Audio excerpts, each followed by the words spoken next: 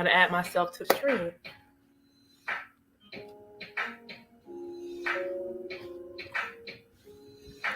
All right. Hi, everyone.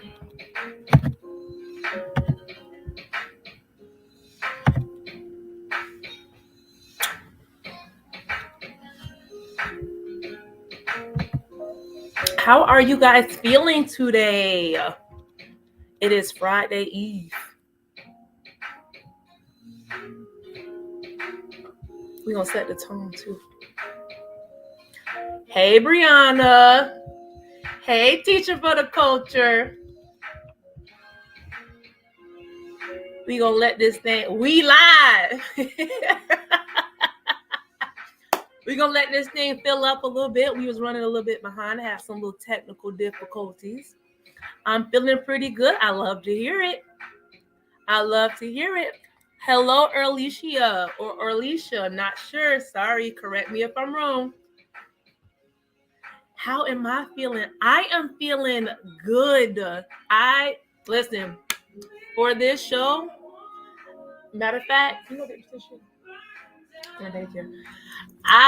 Y'all might need some tissue. Y'all might need something to squeeze because you might be triggered, but nonetheless, it's going to be a really great show, and I feel like we are going to really heal some people today. Amen.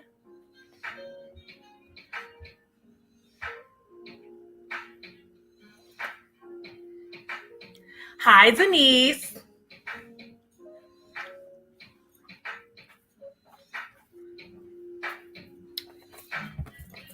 Because y'all know y'all will make me cry instantly. I'm emotional. Mercury going retrograde, I think tomorrow. Even though I look like Wednesday Addams, I don't act like her.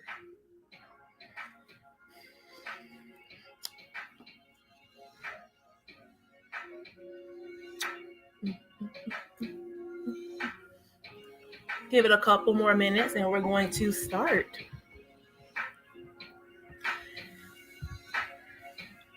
Shout out to the squad. I would say gang, but we're not a gang. So squad. Put your S's up.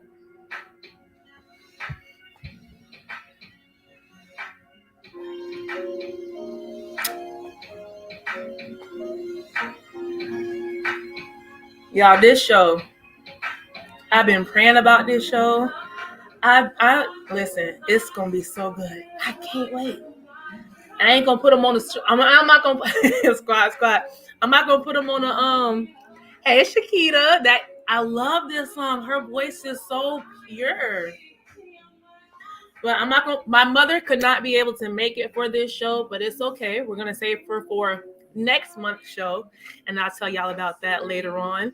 But my brother is here, so this is gonna be really. I almost typed GG. We are not texting. Good evening, Emily. All right, a couple more seconds.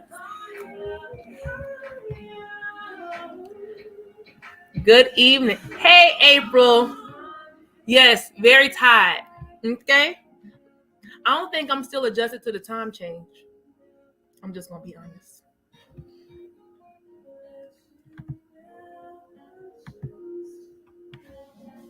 All right. We're going to turn our girl off. I can listen to this song on repeat for hours. It's like good cleanup music. So instead of Betty Wright, we have her. All right. So let me go back over here. Good evening, everyone. Happy New Year. It's been a while since I have been on. I had to take me an emotional and mental break. I love y'all. I had to take an emotional and mental break because y'all know when I come on here, I like to be my true self. I like to give y'all high energy, all that. I don't know what it is about the holiday season, but honey, Miss Sabri was done. I was burnt out.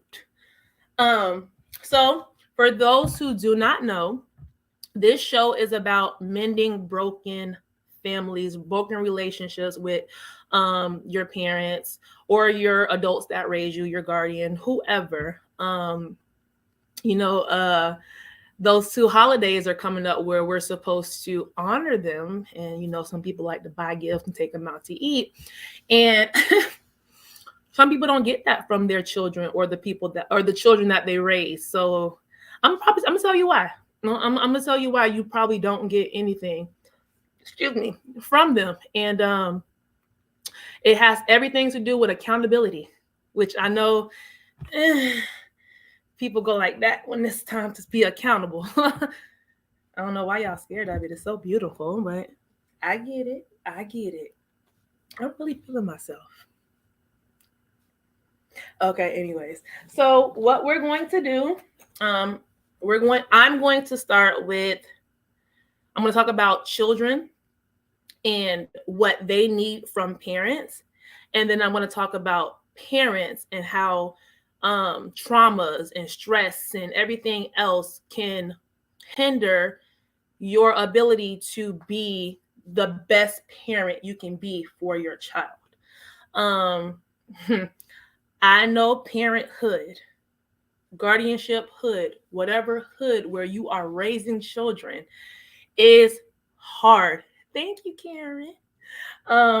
It's hard, a lot of people love to say, you don't got kids, so you don't get it. Listen, honey, I'm a single parent teacher. Okay. So I absolutely do get it. Okay. And I have 3 children or 3 students who are not related to me that I have to learn. I have to learn their needs. I have to learn what they want. And not only do I have to do it for them, I have to do it for their parents. So yeah, I am very qualified to speak on this. And also, I was a child before. I know what my parents did and did not do. And then now I will watch me. I need a nap. Girl, take your nap. We might end early because I might need a nap. I'm just not playing. So we're going to get started. So we talked about my homeboy, Abraham Maslow before, right? Right. I'm not going to pull it up yet because we're going to go in order. So I know for a lot of parents, they love to talk about the things that they do for their child that is supposed to equate to love for them, right? So a lot of parents say things like, let me stop saying parents. A lot of adults say things like, I provided you a roof over your head, clothes on your back, food on your table, all of that, right? And it's like, that's great. That's really, really great that you did that. But yeah, there are 3 more things that you need to do in order for your child to be the best version of themselves that they can be, right? So I'm going to show a clip. I'm going to actually show 2 clips. This clip is from the movie Fences. I don't know if you guys have seen that movie, but I watched it recently and I was very triggered by this part because I feel like a lot of a lot of adults confused like with love. And in this clip, you'll hear Corey talk about, asks his dad a question, like, why don't you like me? And so the dad tells him all the things that he does that equates to him taking care of him and being responsible for him. So I'm going to let y'all see it. I'm going to let y'all see it. Just to let y'all know, there is some language in here. This movie is based on back in the day. So there are some words in here that might not be too nice. But again, I'm not saying it. It's just from the movie. So before we do that, I'm going to put this in here because these clips are used for educational purposes only. They were on public platforms. So I took them, put them on here because I want to help. I want to help expand on this topic. All right. So I'm going to turn off my camera and I'm going to let y'all watch this clip right here. Can I ask you a question? The hell you got to ask me? Mr. Stewiggy, the one you got the questions for. come you ain't never liked me? Like you? Who the hell said I got to like you? What law is there say I got to like you? Want to stand up in front of my face and ask a damn fool-ass question like that? Talking about liking somebody. Come here, boy, when I talk to you. Straighten up, goddammit. I asked you a question. What law is there say I got to like you? None. All right, then. Don't you eat every day? Answer me when I talk to you. Don't you eat every day? Yeah. Nigga, as long as you in my house, you put a sir on the end of it when you talk to me. Yes, sir. You eat every day. Yes, sir. Got a roof over your head. Yes, sir. Got clothes on your back. Yes, sir. Why you think that is? Because of you? Hell, I know it's because of me. But why do you think that is? Because you like me? Like you. I go out of here every morning. I bust my butt putting up with them crackers every day because I like you. You're about the biggest fool I ever saw. It's my job. It's my responsibility. A man is supposed to take care of his family. You live in my house, fill your belly with my food, put your behind on my bed because you're my son. Not because I like you, because it's my duty to take care of you. I owe a responsibility to you. Now, let's get this straight right here and now before I go along any further. I ain't got to like you. Mr. Rand don't give me my money come payday because he like me. He give it to me because he owe me. Now, I don't give you everything I got to give you. I give you your life. Me and your mama worked that out between us, and liking your black ass wasn't part of the bargain. Now, don't you go through life worrying about whether somebody like you or not. You best be making sure they're doing right by you. You understand what I'm saying? Yes, sir. Then get the hell out of my face and get on down to that A&P.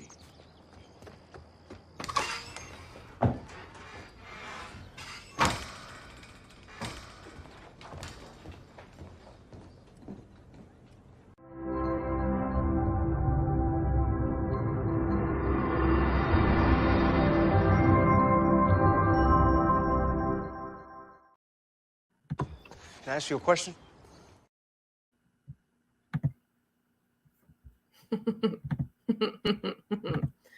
Let me look at some of these. Hey, Gretchen. Ooh, some people are saying they are triggered. Fair use, don't come for us.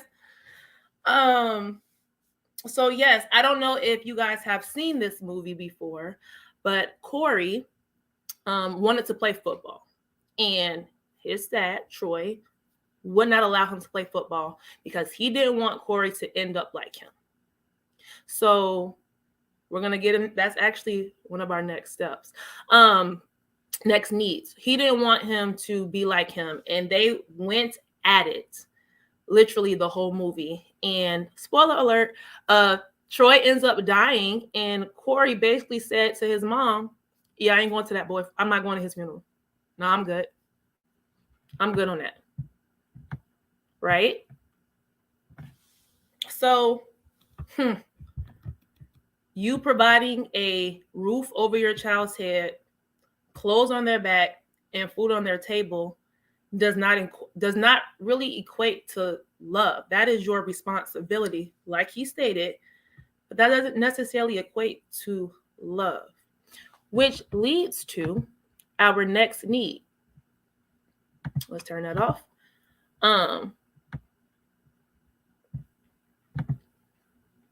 Safety, right? So you can provide the house, the clothes, all of that, but do I feel safe in this home that you provided for me? Do I feel secure? Do I have to worry about anything when I go to bed at night? Right?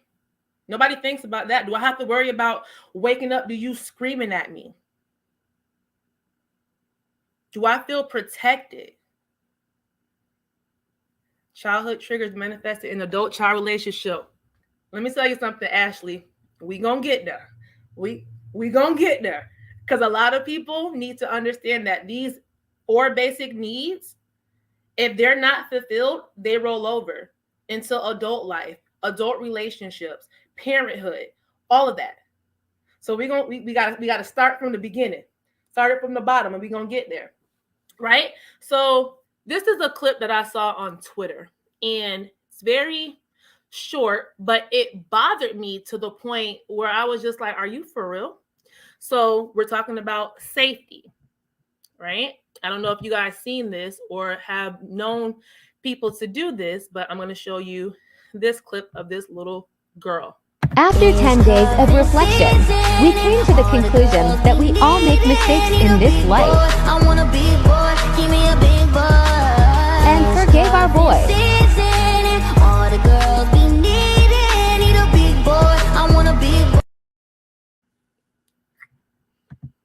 Right? So that short little video, in that, the dog mauled her face. Did y'all see her face? He tore her, that little girl up. And her parents said, we all make mistakes. We're going to keep our dog. So even though she's a small child, she still has feelings. So how do you think she's going to feel being in that house with that dog, knowing that her parents allowed this dog to stay here with her?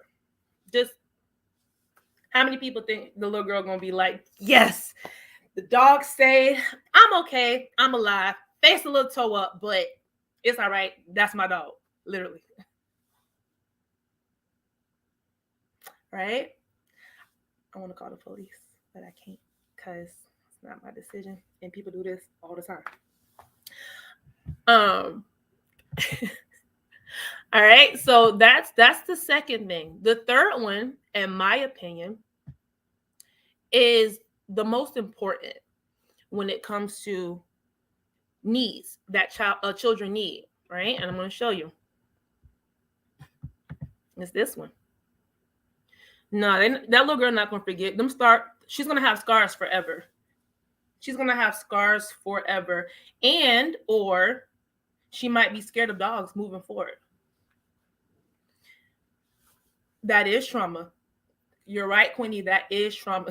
The dog will be missing. Hey, in one of my past lives, I was about that life. That dog would have been licking bleach. Anyways, but representing PETA, hey, I love animals. So yes, the third one is belongingness and love needs, right? So we're in this house, okay? Got food, I got clothes. Do I feel safe? Do I feel secure in this house? Is my stuff gonna come up missing? Like, am I good, right? And then my psychological needs. Do I belong in this house? Like, do I feel like I'm wanted? Do the adults living in this house make me feel like I belong? Like they want me? Like they want me here? Do I feel safe with those adults? Right? We're gonna jump from little kids to older kids because this is the area where, especially like middle school, high school, a lot of children start acting out, right? Because they're looking for people or a group where they can fit in. Okay? I know I'm not gonna cry already. I know you lying tears. Hold on. All right, Wednesday Addams. Got it. Okay. I know that cheerleading, I was a cheerleader for those who didn't know. Hey, go team, go. Cheerleading saved my life because I finally found a group of girls. We all shared the same common interest, and it was just so fun. It was like a sisterhood, like literally a sisterhood. And till this day, I can still reach out to my high school cheermates and be like, hey, y'all. Hey y'all, how y'all doing? I was recently a cheer coach at my old high school, and listen, my cheermates like, girl, what you need? What's up? You need us to come out? You need, like, it's literally a sistership. So I'm going to jump to a video about why a lot of your teenage or preteen kids start acting out. Okay, let me put my banner up because again, y'all not gonna sue me. I don't want to be sued. Let me turn this off, put the banner up, and play the video. It's a cute video too, y'all.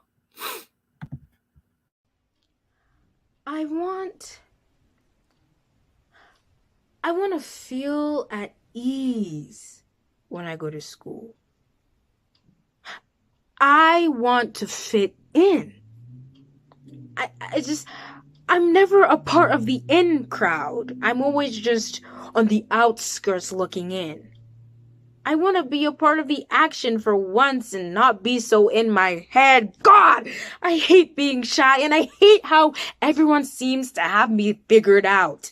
Like I'm that girl. And there's no second chance to be involved in anything because I'm that girl. The girl who never goes to parties because she's never invited. The girl who never talks to guys because guys never want to talk to her. I want to change people's perspective of me. I don't really know how to make that work, though. It's like I'm there, but in a non-existent way. Does that make sense? I want to be involved with everyone else. But it always seems like there's no room for me. Like every seat is taken. It sucks.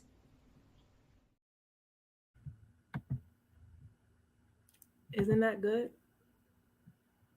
That is literally how a lot of children feel at home. And that's why they go out and, like somebody said, they signed up for every after school program to stay out their mom's house. I'm going to go where I fit in. I want to go where I belong. I want to go where I can be my authentic self and not be judged and not be picked on anything, right?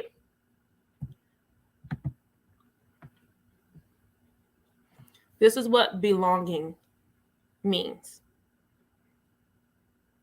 To be seen, understood, and valued without needing to change yourself. A lot of people can't do that. A lot of people can't be themselves around their families. They can't be around themselves at school, nothing, because they fear that they're going to be judged, picked on, all of that. I know I spoke about this in one of my previous podcasts where, we're going to talk about that, Quinny, where I changed my voice to talk like this, right? Because, oh my God, this voice is so fun. And oh my God, everybody loves this voice. I make this voice and people are like, oh my God, who is that? It's me, right? I could never use my voice because it was too deep. I sounded like a man. Well, at least that's what they said, right? So I had to create a personality to fit in. That is so sad when I say that out loud. Somebody wrote, my trauma was affected for me. I never had my own persona. I picked up whosever identity I was around. And a lot of people do that. A lot of people do that, even in their adult life. They do that because they don't know how to be their authentic self. Because they were probably told that being their authentic self was bad. It was horrible. Nobody gonna like you if you act like that or if you be like that. Yeah, that's sad. Yeah. All right. So the last need is esteem, right? And this topic is very triggering for me. When I was writing out my notes, I teared up because I suffered with low self-esteem, but I didn't know why. Nope, hold on, because they be trying to come at like, this ain't it. Y'all gonna have y'all time. So I struggled. I had low self-esteem. I never had anybody tell me that I was beautiful growing up. My mom was a single mother of 6, so she couldn't afford name brand clothes. We couldn't afford our hair done all the time. I wore crochet before it became popular again for a very long time. And then on top of that, my mom was in a church that was more like a cult. Like literally, we could not wear pants. We only had to wear skirts all the way down to our ankles. We couldn't show our skin. We couldn't wear earrings, none of that. So I'm going to school dressed like Sister Mary Clarence, and my mother is confused on why I'm fighting every day. Because first of all, look how I look.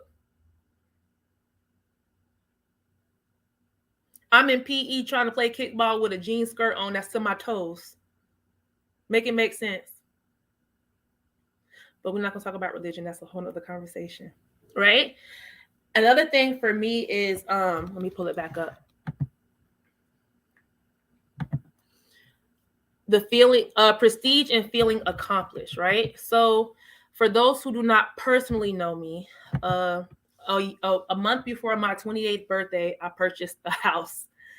3 months after that, I became licensed for my childcare program.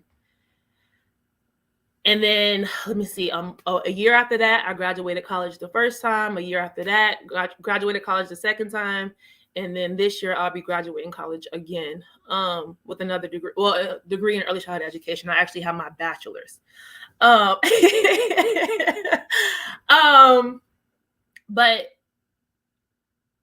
I was never proud of myself. Until this day, it's still hard for me to be proud of myself because my parents expected this of me. Like, I would make honor roll and good grades, and I never got like, congratulations. You know, my mom did at some point start giving us money for it. Thank you.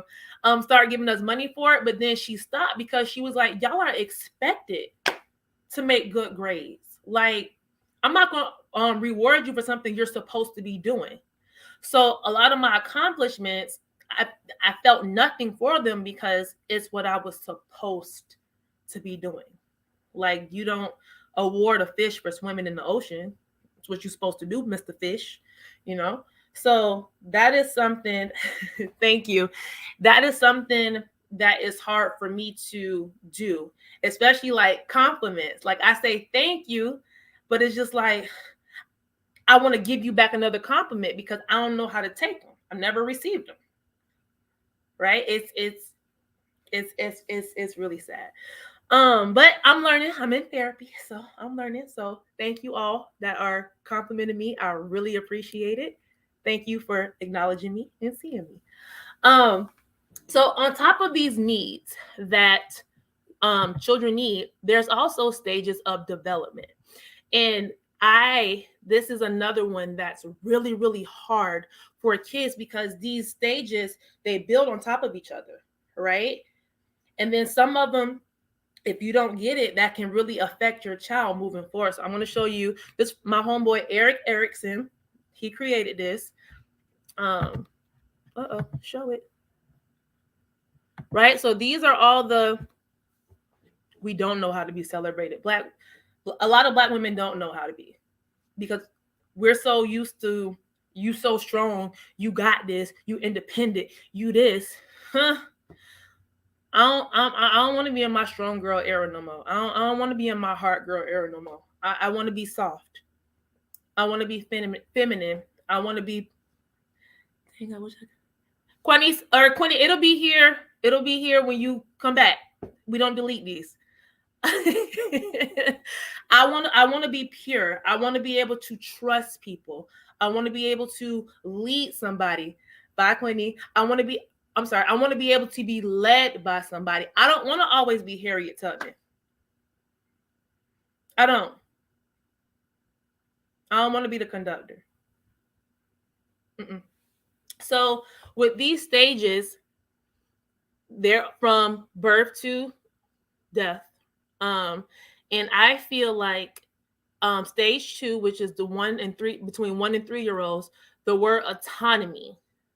This word is so important because this is where children learn to be themselves. And a lot of parents, some willingly know, no, I don't want to be Sojourner Truth either. I don't want to be none of them. They're great. Thank y'all for what y'all did, but I don't want to be them. But autonomy. So I want to show y'all what autonomy means. This is autonomy. Autonomy is our ability to make decisions and have a say in the direction of our lives. Okay? A lot of people don't do this. A lot of people tell their child what to do, when to do it, what to wear, all of that. You guys are dictators in your child's life. Your child has no say-so. And this starts early. What just happened? Oh, this starts early. Children are not allowed. And there's not even a valid reason why. Children are just not allowed. A lot of y'all have that Miss Trunchbull spirit. Triggered teacher autonomy is lacking in education. Yes, we're going to get there. A lot of people have the Miss Trunchbull spirit residing in them for some odd reason. And for those who do not know who Miss Trunchbull is, she is a character from one of my favorite movies, Matilda. And she just nitpicks. Just go bothering people. And I'm going to show y'all this clip if y'all haven't seen the movie about Miss Trunchbull nitpicking. Fresh meat.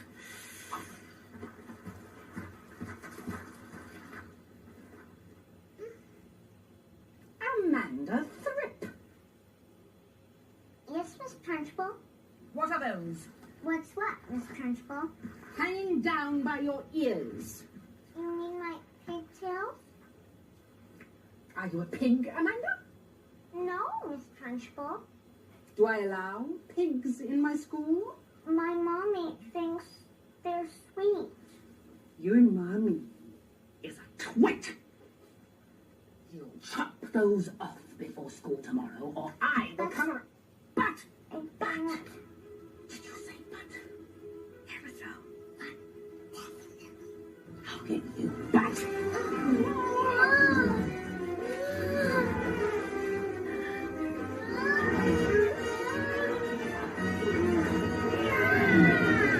Good luck! It's actually really nice.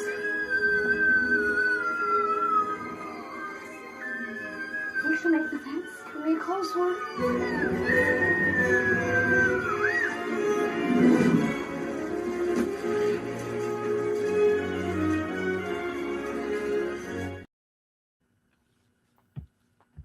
Yeah, that's really my favorite movie.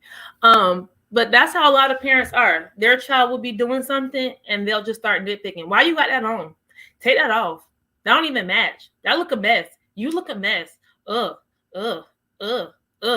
No building of self-esteem at all. Just You want to build a child, but that's not how you do it at all. The Who spirit, Miss Trunchbull.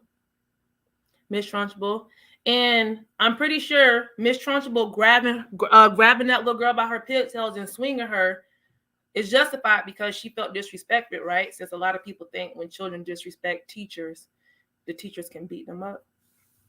I don't know if we're going to touch on that today. But yeah, so let me bring it back up. So autonomy, that is allowing your child, to have a say-so. Everything concerning their life, because here's the thing a lot of adults forget. You don't own your child. Not at all. Not even a little bit. You don't own them. You don't control them. Nothing. You're responsible for them. Don't put your hands on people. Well, you're responsible for them, but you don't own them. And this is something a lot of adults don't understand when it comes to children, right? So if y'all haven't seen the video of the substitute teacher beating up the student, I'm going to touch on that just a little bit because this is not part of what we're talking about today. Oh my God. Now my brain gone. Touching people, autonomy. No, we're not, because I don't even know where I was going with that. But I don't even know where I'm at right now. My brain literally has just fried. Nitpicking, not giving, controlling. Oh, I got it. Thank you, brain. Accountability, right? So a lot of people say things like it starts at home, right? Children don't respect their parents. Parents allow them to do anything, so therefore those children don't respect adults. I'm gonna let y'all in on something about me. Something I'm not really proud of, I think. I was a terrorist in middle school and high school because what's up? I threw desks at teachers, I threw chairs, I threw books, I ran up on teachers. What's up? Right? And my mom was a no-nonsense having mother. She gonna come to the school and beat me. She gonna put me on punishment. She gonna do all of that. And as soon as she put her hands on me, I'm gonna go to school and put my hands on them. And we just gonna play that game. Right? So here's the fun part. One day after whooping, my mom was like, Tabri, what is it? Like, I don't understand. What is it? And I was just like, the teacher be saying really mean things about me and they be hurting my feelings. Shocked my mama. Cause like, what? Yeah. A lot of these adults don't ever question their discomfort with curiosity. Why is my child acting up?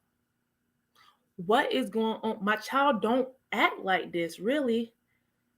But why she act like this and only at school? What is going on? Excuse me. Nobody asks those questions. Why? Why don't we ever ask children what's going on?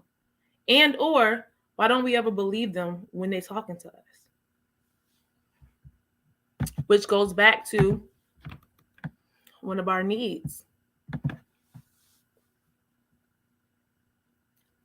Is that child safe telling us things? Can that child tell us what's going on with them without us overreacting? Let me take this off. Sorry, y'all. Without us overreacting? Can your child come and talk to you about anything without you making them feel bad about it? A lot of children don't have that at home. A lot of children don't. A lot of children go to school and act up because they're looking for attention. They have a need that's not being met at home, and they're looking for ways to meet it. If I act up today, they're going to call my mama. She got to come off work, and then she's going to come home. She's going to beat me, but at least she'll be home. I teach my kids, let me be the parent. If a teacher says something out the way, let me handle it. That's good. A lot of parents are not like that. A lot of adults are not like that. Like for my mom, her thing was also, she know her child too. Like she know I can get a little flippy at the mouth because according to all my referrals, I was defiant and I didn't like authority. That's what my referrals say. But in reality, I do respect authority, but you're not going to talk to me any kind of way because you're an adult. I've had a hard week with my teenager this week, and this has been really, really helpful to reflect on some stuff. That's what I'm here for. Also, if your child ever comes to you in a vulnerable state and they want to talk to you about something, and if you react in a way that is not beneficial for them, oh, you can forget it, honey. They will never come to you again. For what? For what? You're not a safe place. You are not a safe place for them to talk about their emotions with. You're not. At all. At all. And then on top of this, a lot of adults feel like they don't have to apologize to kids. What? Yes, you do. Yes, you do. Because it teaches them resiliency. You apologize to me, and now we're going to figure out how we can move forward together that's beneficial for the both of us moving on, right? And a lot of parents, a lot of adults feel like they do apologize, right? No, y'all don't. Let me show y'all. This, not an apology. None of these. I'm sorry you feel that way. Oh my gosh, I was only kidding. Not an apology. This, also not apology. These are a little small. It says, you're being too sensitive. I am sorry, but I will apologize if you know I didn't mean it that way. Let's just move on. Not apologies, right? Let's go to the store. You want your hair done? What you want to eat? None of those are apologies. Hi, Alvin. None of those are apologies. None of them. Wait, did you eat is not an apology? No, ma'am. It's not, unless you're about to feed me and we're going to talk about what happened. Because filling my belly up so I can go to sleep not going to make me forget what you said or did to me. A lot of people don't know this, but apologies are a bunch of I statements. I apologize for doing this. I'm sorry that I did this, that, all of this. The minute you put a but into that apology, it's no longer a valid apology. Or you want to go shopping. Yeah, none of those are apologies. None of them. I recently had a situation where I confronted someone who did something wrong to me. And I wanted him to apologize, but more so hold himself accountable for what he did. His apology went something like this. I'm sorry that I didn't protect you, but your mouth is going to always get you in a lot of trouble because you're mouthy. Here's another thing about apologies. When you accept a person's apology like that, you're accepting A, that they didn't do whatever they said or whatever they did to hurt you, and B, the justification of the apology. So if I would have said, I accept your apology, that's me accepting that I was mouthy when I know I wasn't. So no, not accepting that apology or any apologies like that, especially when I know I didn't do what you're accusing me of doing.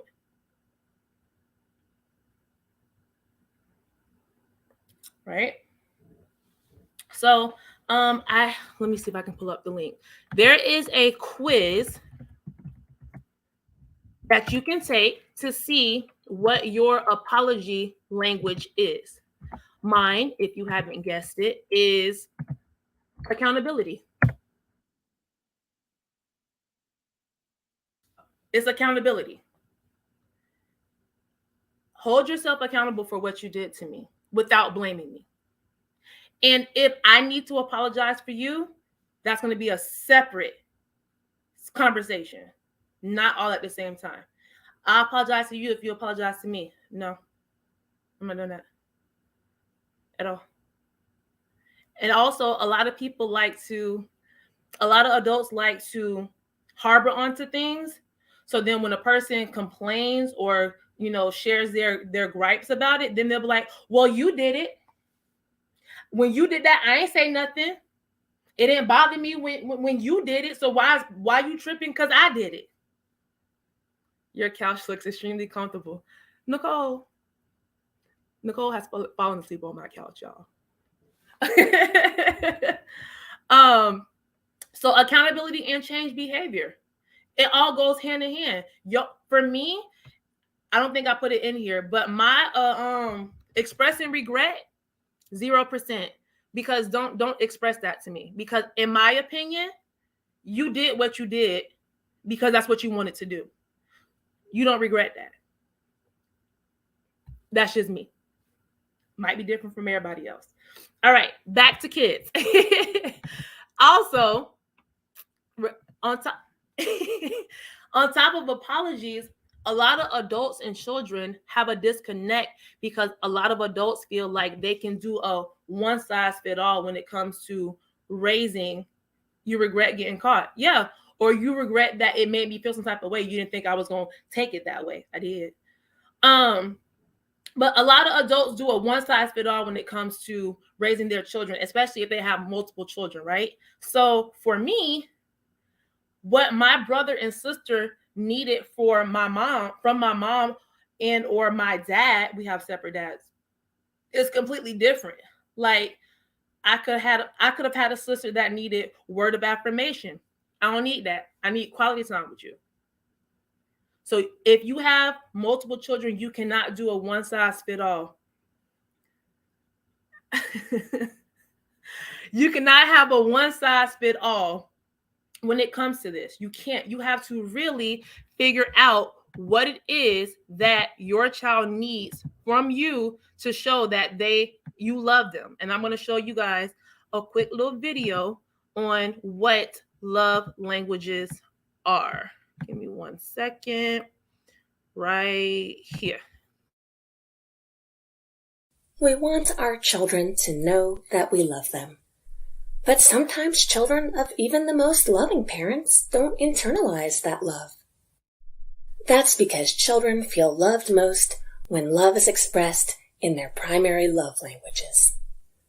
You can express love for your child all the time, but if it's not in the child's love languages, that child may not feel loved. So what are love languages? And how do you know what your child's love languages are? There are 5 love languages: quality time, acts of service, words of affirmation, gifts, and touch. Let's start with quality time. Quality time is time when you're giving your child your full attention while doing an activity that your child enjoys. This can include playing with your child, one-on-one conversations with your child, or watching your child show off their latest feats. You don't have to spend money or go on a fancy vacation to spend quality time with your children. Anytime you're engaging in their world and giving them your full attention is quality time. Acts of service are anything that you do for your child without complaint. This includes things like helping them with a school project or preparing their favorite meal. Words of affirmation are loving words or praise. These can be spoken or written. Say them directly to your child or let your child overhear you bragging about them. Some children's primary love language is receiving gifts. Gifts aren't just for birthdays and holidays. Surprise your child with small, thoughtful gifts out of the blue. Keep in mind, it's not about the amount of money you spend. It really is the thought that counts. Even small gifts communicate to your child that you were thinking about them and that you care enough to pay attention to their preferences and interests. Some children's primary love language is touch. These children might ask for piggyback rides or to wrestle. They may climb into your lap or hold your hand. These children especially benefit from hugs, kisses, and pats on the back. As with all love languages, individualize your expression of love to your child. Different actions are appropriate for different ages. So how do you determine what your child's primary love languages are? First of all, watch them. What sort of attention do they seek out? Do they climb into your lap to snuggle or ask you to play with them? You can also ask your child what makes them feel loved. Give them choices and ask which they would prefer. There are even online quizzes to help you discern your child's love languages. All children need love in all 5 love languages. Receiving love in their primary love languages is especially important. Express your love for your child in their love languages and watch your child thrive.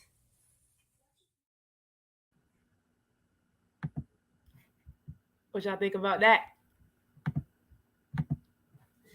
And understand, right?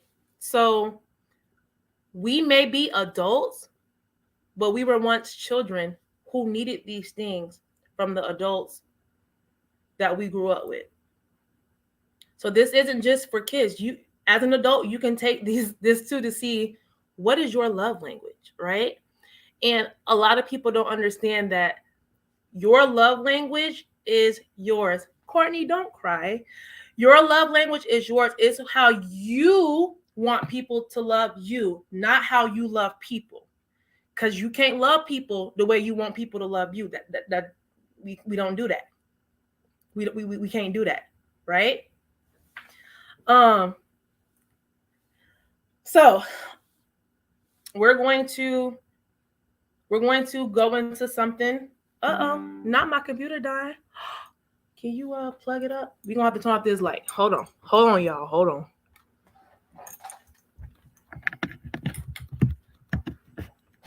Ugh. I think this is the charger. Nope, this is the charger. All right.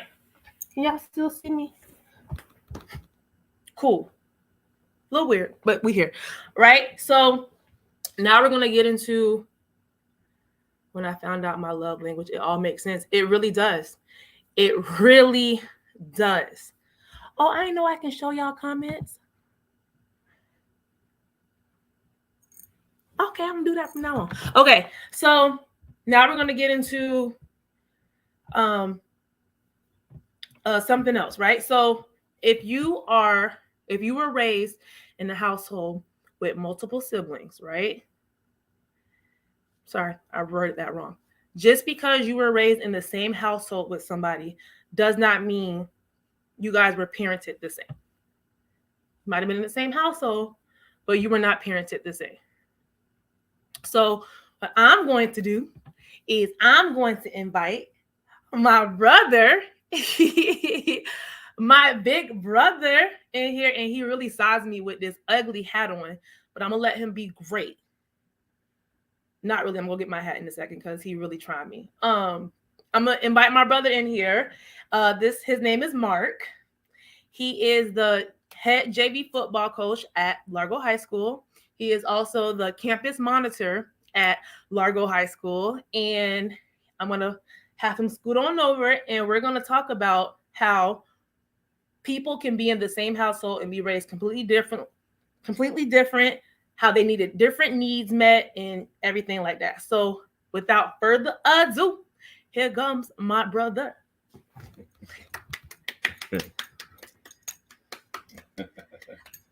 How y'all doing? Okay. So my brother also he's a father of 6 beautiful children. And we're just going to, as a Black man, we're going to dive into his upbringing. Okay. And in no way, shape, or form, we've already spoke to my mama about this. She knows what the conversations are going to be. So in no way, shape, or form are we talking bad about our mom. We know that she really did the best that she could with the tools that she had. We love our mom. Great mom. She was a phenomenal mom, right? All right. So I'm going to ask him a question, and I'm going to actually put it on the screen too. Right? So, brother, what was your childhood experience like?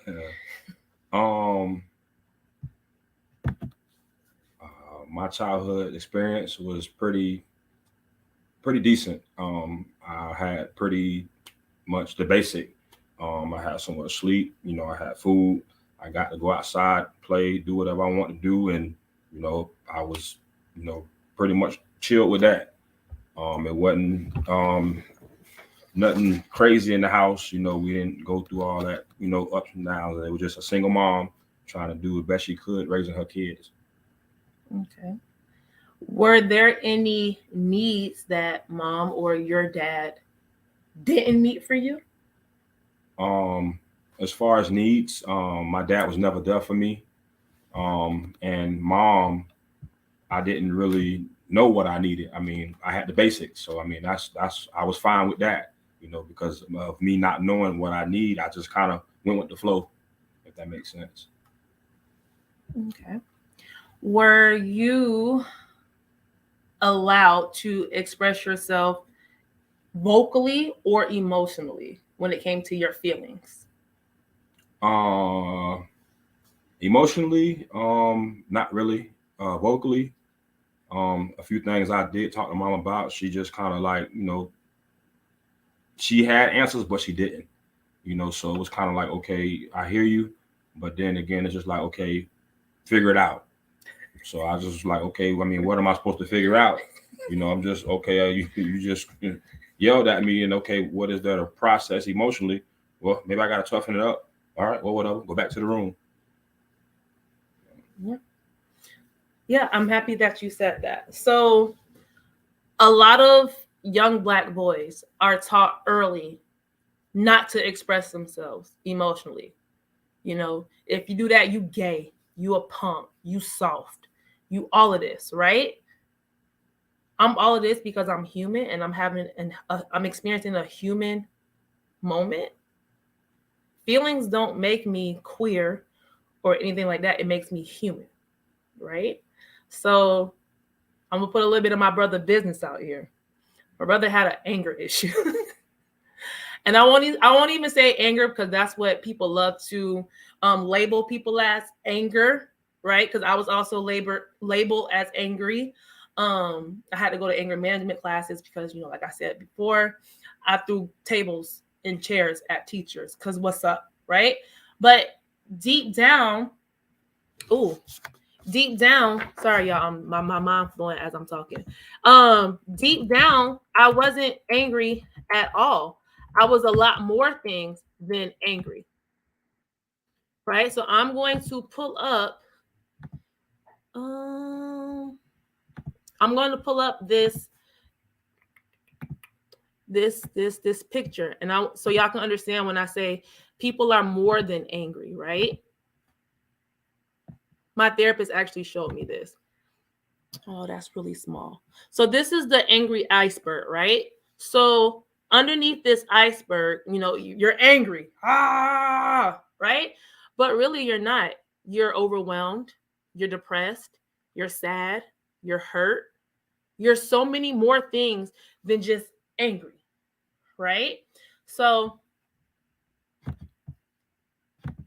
my brother would sometimes get upset, and I don't know if y'all can see, but he got real big muscles and he real strong. So he would get destructive and violent. And I'm only laughing because I did too. Mine was just a lot more subtle. Mark was just more in your face, right? So why did you get explosive when you couldn't express your feelings, and or when you were having a hard time expressing your feelings? I guess growing up, I never knew how to build emotion or know how to feel. Like if somebody disrespecting me or a certain situation happened, I didn't know how to problem solve. So when a situation happened, the first thing I do is get mad, and I don't let it process. I was very impulsive, because I didn't know, okay, how am I supposed to handle this? So my thoughts would be all racing through my head crazy, and I just lose it. And then I think later, like, dang, maybe I shouldn't have did that. Maybe I should have talked first, but it didn't happen. I just kind of let it spill. So, I mean, I wasn't taught, okay, growing up, hey, when you get mad, we need to talk about things, or this needs to happen. It was just, I guess for me growing up, mom used to always yell and just go in the room. So I'm like, okay, well, we're going to talk about what just happened, or like, now I'm just sitting in the room, just collecting my thoughts, like, okay, what's going to happen now? Like, if am I going to get a whooping, or, so that's just how that happened.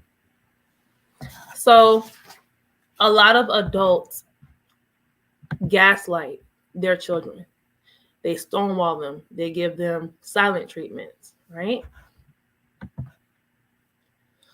Stonewalling abuse. Stonewalling is a refusal to communicate or cooperate. It is a form of gaslighting. The offender refuses to engage in discussions and behave as if you and your concerns are of no value. Victims of stonewalling feel hurt, powerless, and shut out. They may begin to doubt their value as a person or their ability to think. I don't know what that say, y'all. To think clearly. I'm pretty sure it says think clearly. Yes. So, have any of y'all ever experienced the silent treatment with your parents?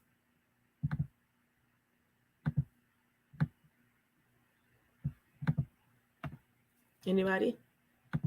And this could also be if you do something your parents don't like. They will literally act like you don't exist. You'll be like, hey, mom, hey, dad. And they'll be like, or they'll be like, hey, what you doing? And you sitting right there. That's hurtful. That is so hurtful because your psychological, you start thinking like, what is it? And then if you were groomed to be a people pleaser, you're like, oh my God, did I do something wrong? Is it me? Da-da-da. And then you want to fix it, right? Hey, talk to me. Hey, what did I do? Please, just please, please, please, please, please, please, please. You get nothing. That is hurtful. A lot of adults don't know that they are their child's first bully. You're your child's first bully. So when your child is, my therapist just said this to me too. Yeah. So when you're not allowing you're also your child's first oppressor as well. When you're not allowing your child to have autonomy, when you're not communicating effectively with your child, you're not being transparent with your child. All this messes them up mentally and emotionally. So, I found out a couple years ago that I was autistic and I had ADHD, right? So we're going to talk about my symptoms when it comes to autism. I don't do confusion. Amen. Somebody better help me. Somebody better help me understand, and I mean quickly, or I'm about to go off, right?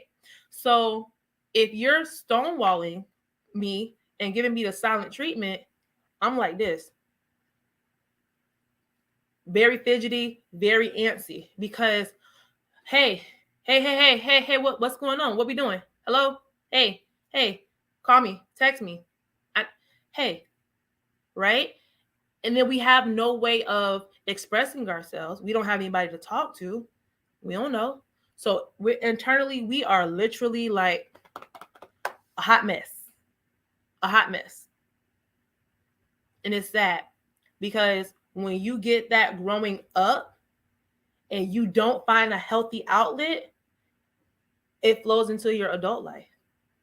It flows into your parenthood. It flows into how you deal with your kids. All right, let me see. Miss Diana said, really awesome info. It would be cool if doctors handed info like this out at a doctor's appointment. It's generational, and if you can't see what's wrong, you can't fix it. That's when people treat the symptoms instead of the root cause. I definitely agree with this. I will say this, though. A lot of adults are in denial when it comes to their child's well-being, right? A lot of adults will see that their child is struggling. And instead of getting them the proper help, we're going to whoop them. We're going to put them on punishment. We're going to keep yelling at them. We're going to do this. All the wrong things instead of just taking them to get help. And if you take them, as my best friend would say, new doctor, please. If you take them to the doctor and the doctor's saying, oh, no, they're fine. But as an adult who is in tune with this child, no, this child not fine. New doctor me, please. Because, A, I need answers. Something ain't right. And I know something ain't right. Because I am considered high-functioning autistic, my symptoms were known as characteristics, right? So never forget. So like I told y'all earlier, my referral said defiance. I wasn't defiant. I was inquisitive. I needed clarity. Because what you mean? What you talking about? I'm really bad with social cues too. So like, hey, what you saying? What you saying? I will never forget 8th grade. I missed principal list by F in PE. My mama told me up and then asked me questions later. Girl, I want to talk to you. But anyways, so if you went to Largo Middle School, you know Coach Bell, right? So this is me. He would say, I need you to run a mile in less than a certain time. I would say to him, can you do it? And that's not me being smart, Alec. That's me really asking, can you do it? Because how am I supposed to know that this is feasible if you can't show me that you can do it? So now I'm being disrespectful. And now I'm being told to sit out. Sir, if you can't do it, just say that. Then on top of that, I'm very literal, right? So you have to tell me exactly what you mean. He would say things like, go sit over there. Oh, over where? On the wall? Where am I sitting at? Go sit over there. Whoo, it's a lot of space over there. Where do you want me at a specific, where you want me? No, I'm in the office on a referral. All because I needed clarity. So I'm defiant because I'm talking back, but really I'm being vocal about what I need from you. Right?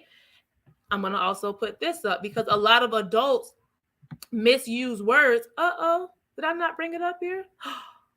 A lot of adults, I guess I didn't. A lot of adults misuse words when it comes to children. That child ain't bad. That child is misguided. That child needs some help. And you don't have the patience or the ability to help them. So what do? They're just bad. They're bad. Huh? How? Again, I was a very vocal child. So now I'm being called defiant or mouthy because I need you to explain in better detail what you're trying to say because I don't get it. So I'm going to ask you a question with your needs. How do you as a father meet the needs of all 6 of them kids? Oh, that's a good question. For me, it's time management. I try to give, my time throughout the whole day. If I spend, 2 hours with this kid, 2 hours with that kid, or maybe not today, but tomorrow, but I make sure that throughout the whole week that they got some of my time, to make sure I have to spend with them and learn of them. Because every one of my kids are different, 6 different personalities. So that's what I have to learn. So if I'm picking this kid up, okay, I know I know what he like, I know what she likes. So I'm building up that rapport. Yeah, rapport with the kids. So that way every time I go, come pick them up, okay, I know what he like, I know what he don't like, I know what she like, I know what she don't like. Can you, because a lot of these people don't know you, can Right. you tell them the age ranges between your kids? My oldest daughter is 16, and then my middle daughter is she's 8, about to turn 9, and my youngest daughter is 6. My oldest son is 9. My middle son is about 7, turning 8, and my youngest son is 6. So him got a teenager. Yeah. And some babies. Yeah. Yeah. So another question. Mm-hmm. With how you were raised, what are some of the things that you do that your parents taught you that you do with your kids? And then what are some things that they did that you like, no, I ain't doing that with my child? Some of the things I teach them, well, mainly like Zariah, the oldest, just time management, budgeting, sitting down, just trying to, put things in place. And so that way you're just not all over the place, somewhat structured. Just communicating. I'm here for you. And I think that's it for that. Okay. Yeah. So now that you're an adult, right? And we're talking about needs. Yeah. You said you just had the basics and you were good. Right. Right. Now that you're an adult and you've been married and, currently still are married, what needs do you see that I probably needed this from my parents? Because it's affecting my relationships with my wife and or baby mom or children's mother, all of that. Right. I needed the communication part and the emotional part, learning how to understand situations, or when situations do happen, how do I handle it? How do I go about certain stuff? And I feel like that's the kind of the need that I missed growing up. I didn't really get that. It was just kind of like, okay, we go with the flow. So it was like, I took that into my adult life, and it's like, as a young Black man, that's where I struggle, because like I never had nobody to teach me that. So now I'm going through life trying to figure it out, making mistakes along the way. And maybe I think this is right, or maybe I should do this. Oh, okay, well, it seems right. It feels right. Let me go ahead and do that.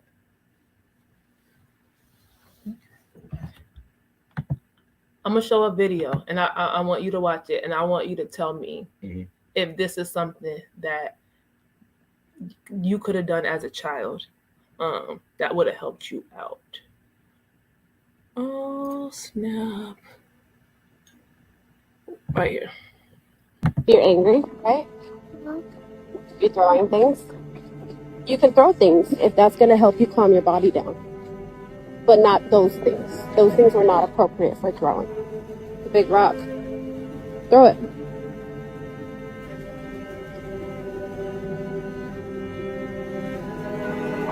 Throw it.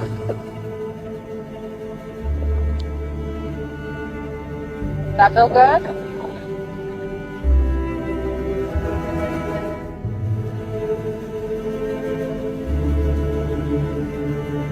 You can be disappointed, you can be mad, you can be angry, but you need to use that anger in a way that's going to help you, not hurt you. Okay? Are you good? You're going to go back and play? Okay.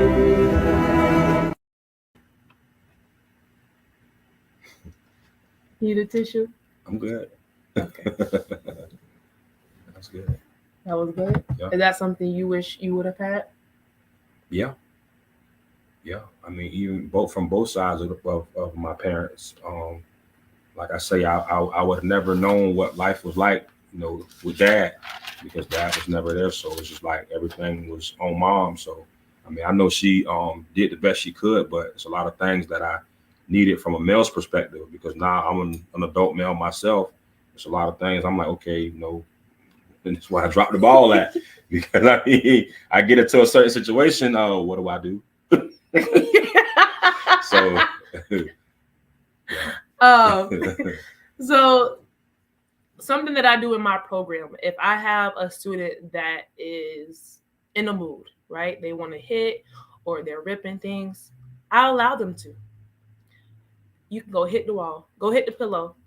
You want to kick? Let's go outside and kick a ball, right? Children are allowed, especially young Black boys, they are allowed to express themselves, like she said in the video, in ways that are healthy for them. A lot of children have so much built up pain and they don't know how to release it. And a lot of them choose violence because it feels good. I was a fighter. This is going to sound disturbing, but it is what it is. It's my truth. I enjoyed punching people until they bleed. It made me feel so good in that moment. And then when I was done, because I'm also known to black out when I'm fighting.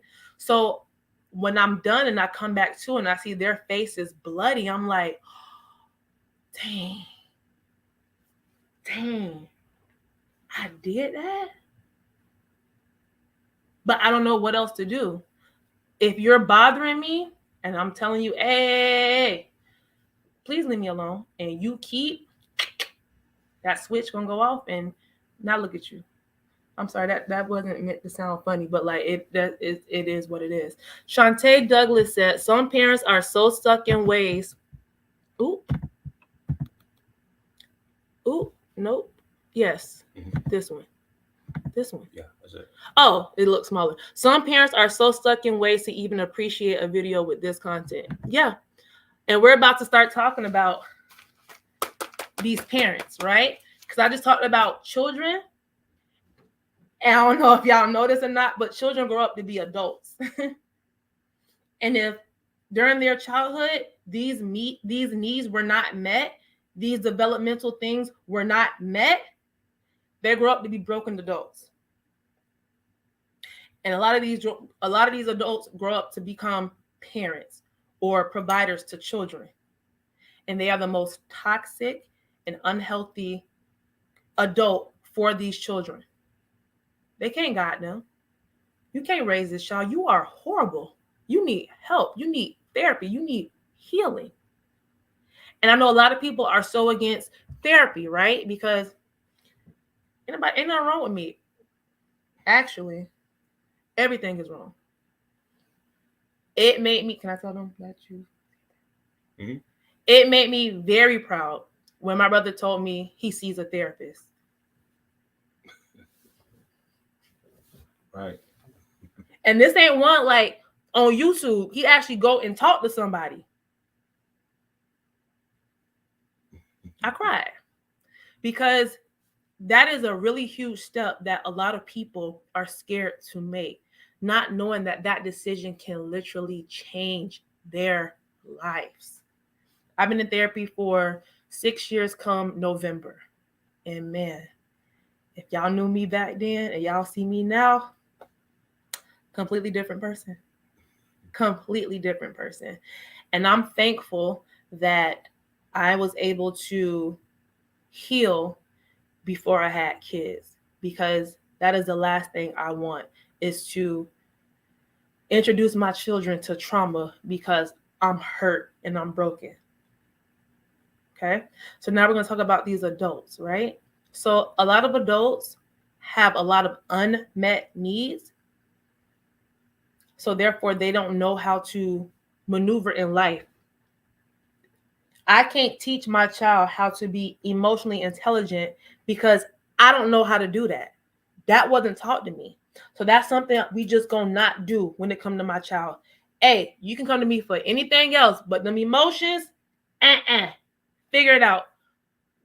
Hey, go call Oprah. Go look at one of them TikToks with them therapists. Don't come to me. But why? You should be the first option your child should go to when it's something on their mind or they're going through something emotionally or mentally. Mental health matters a lot. And that is, in my opinion, I'm not pulling up no stats, but that is the number one struggle with a lot of our youth. These kids are struggling. They are struggling to express themselves emotionally. A lot of these kids got so much stuff on their mind at young ages, and it's just like, dang, bro, what is happening? Y'all are kids. Y'all shouldn't be thinking about anything adult-like as a child. A lot of these kids are raising themselves. The adults that had them or are raising them don't got time to raise them. I gotta make this money. I'm gonna be at work.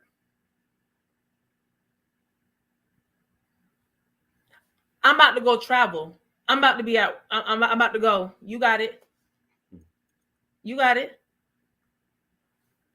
A lot of adults are also punishing children for making a choice to have them.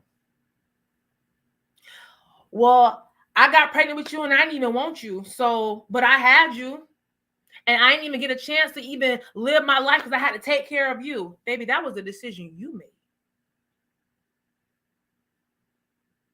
Adoption, I know it's not really that great, but there are some amazing foster parents who could have done a better job than you. Now your child is stuck feeling empty, neglected, abused, all of that because you are mad that you got pregnant and had them. Chose to have them. And it's the child's fault. Also, a lot of adults raising children have these standards in their head about what their child should be. No. Your child is who your child is. Your child is going to be who they want to be, whether you like it or not. You and your child are in a relationship where y'all do things together that's going to benefit y'all. I'm going to show you a video. And I feel like Will Smith really hit it on the head with this. Where is it? Here we go. The kids aren't ours. They are not. They're not ours. They are their own people. And I just completely let go of my needs and my desires for their lives. And I started shifting into what I call the gardener flower concept of fathering. Yeah. The seed already is what God designed it to be. Right. The gardener is not trying to make the seed become what the gardener wants. Right. The gardener wants to create an environment where the seed can become what it wants to be. Where I'm going to provide nourishment and I'm going to provide support, but I am not going to preconceive what you need to be. There is a real arrogance in that. Real talk. And it's like letting go of my picture of what I wanted them to be. Yeah. And allowing them to lead. What do you think about that? Yeah, that's pretty good. All right. Shantae said, my oldest just came back to live with me and we talk about everything as well as letting him express his emotions and how he feels. I allow him to express himself the way he sees fit, and I have a child that's changed and did a complete 180. We both are still healing. He feels safe and that's what I wanted, but I had to work on myself before he came back. That inner work as an adult, let me tell you, it is hard, okay?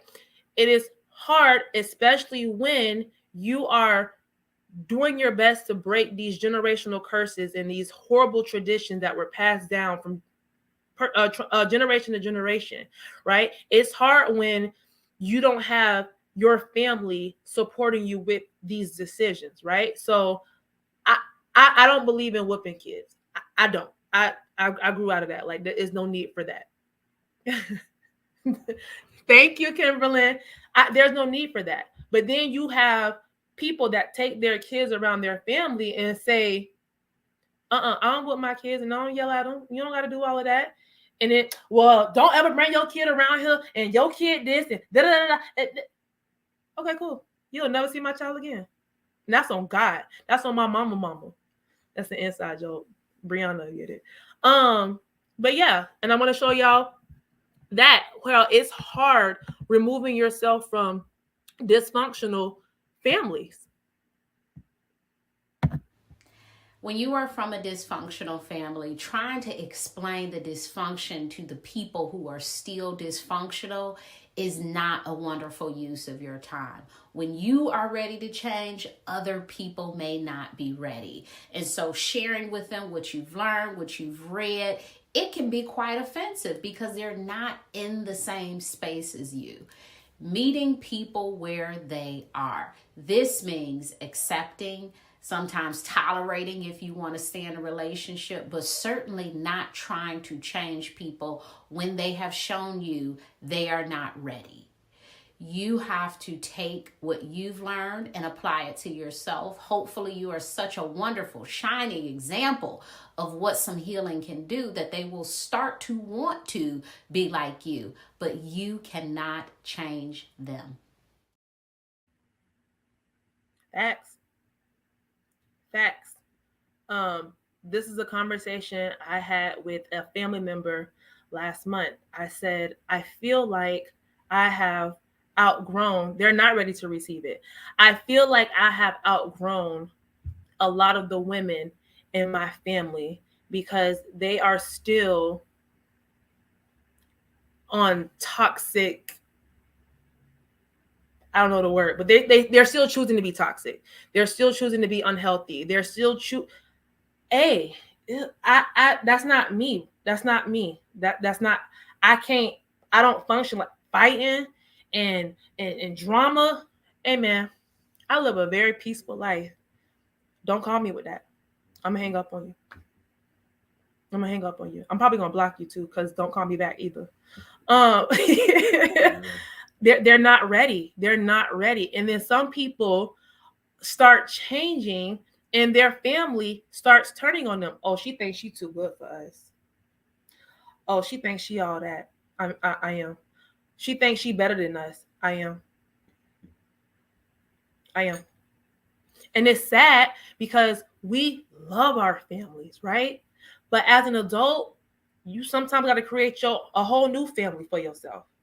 A family that's going to accept you, a family that's going to call you out on your BS, a family that's going to love you for you, a family that you don't have to pretend to be somebody else to fit in. You have to create your own village. Love your family from a distance. Still go up to, family events. Hey, y'all, love y'all. But create your own healthy family over here. I can say that I am a part of so many people's villages, from my students to friends. And it makes me feel good because not only do their children love me and I help them with that, with their children, we help each other out too. I can say, I want to say a couple years ago, I have a hard time expressing my feelings. It's something I don't do well because I don't understand feelings. I'm still learning about feelings. A couple years ago, I allowed myself to cry in front of one of my friends. And I felt so embarrassed because I couldn't control the tears. And she literally just sat there. It was like 2:00 in the morning. And she just sat there on the phone. We was on a video chat. And all she kept saying was, "Is there anything you want me to do? Is there anything that you want me to, is what do you need from me right now?" And because I'm not, and I don't care, because I'm not used to that, I didn't know what to do. Like, I didn't know. I will never be part of FSU's village. I didn't know what to do. And then she checked on me the following morning when I woke up, and I didn't talk to her because, you just saw me so naked, and like, you still want to talk to me? You don't think I'm malfunctioning or nothing? Like, what is this? What does this mean? Something wrong with her. Because why she still want to talk to me? And I just sat here and cried, snot, eyes red, everything. Vulnerability. I don't know what that is. I don't know what that means. And I'm not doing that again. But I do.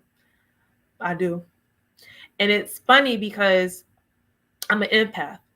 And when people are around me I'm an empath and I'm autistic, right? So I have to have clarity. So when people are around me about to cry, I'll be like, "You about to cry?" Because I need to prepare myself, because like, I'm going to sit here like this. Because like, but I'm learning. I'm learning how to deal with my feelings and other people's feelings.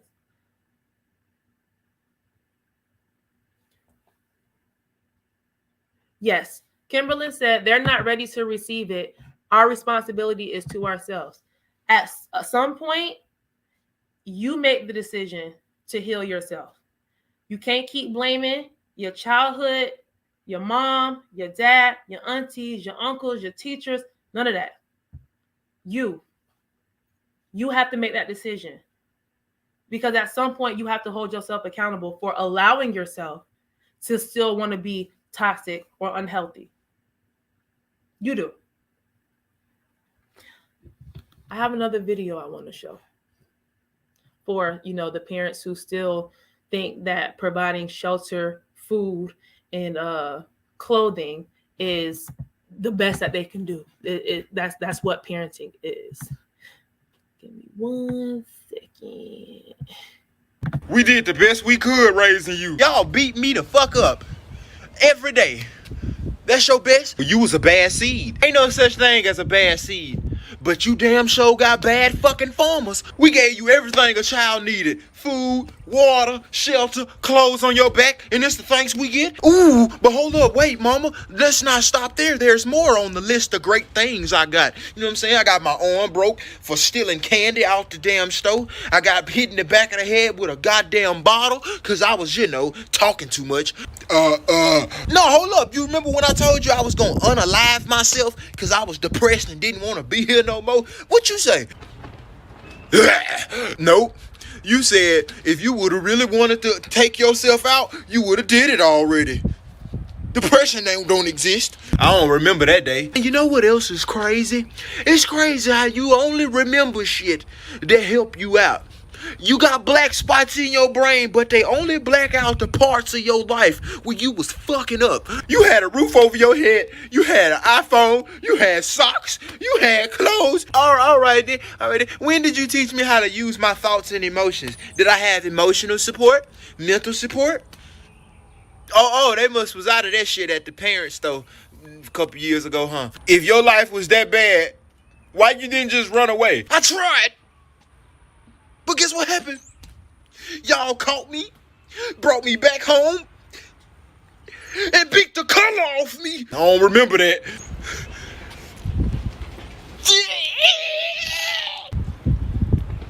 We still your parents, though. So when we get old, I'm taking you to one of them nursing homes. I'm taking you and him to one of them nursing homes so them caretakers can beat the hell out you. But why would you do that, though? Because that's the best that I can do. At least you're going to have a roof over your head. Is this the thanks I get?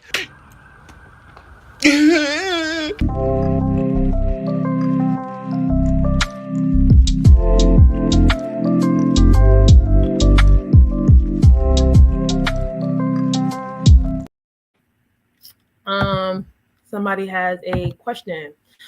What can we do to teach our kids it's okay to cry? My sixth grader just said crying is a weakness and she was mortified. She cried in front of people at school. I never realized it because she cries around me, her safe person, and I tear up about everything, good or bad. I'm super emotional. So you can ask your child, did she ever cry at school and somebody made her feel bad for crying? That's because kids are mean. There are some mean kids. Oh, you a crybaby. I was called a crybaby a lot. You're a crybaby. Why are you crying? So now she has to internalize her emotions at school. Amnesia is so gaslighting. All of a sudden they don't remember. Yeah, because like I said earlier, when you come to your parent about what they could have done better with you, all they hear is you calling me a bad parent. And that's not the case at all. At all. A lot of parents are not ready to hear that they could have did something better because they feel like they did the best that they could, which is true. But it goes hand in hand. You did the best that you could for me, but I still needed so much more from you. Right? So it's like literally a list of things around here. So we're going to also talk about parents not holding themselves accountable, right? A word I cannot stand: spoiled. Your child is not spoiled. There's no such thing as children cannot spoil. If your child is spoiled or spoiling, you might want to take them to a doctor or the hospital, because that means something inside is shutting down. They could be on their way out. Yeah. So what the term really is you lack accountability. You lack setting boundaries and standing firm on them. It's the difference between intention and impact. They may have had good intentions, but the impact was traumatic. That is very, very, very true. I'm gonna pause on what I was about to say, and I'm gonna talk about this. So growing up, my mom had a very rough childhood. My mom had my sister when she was 13, right?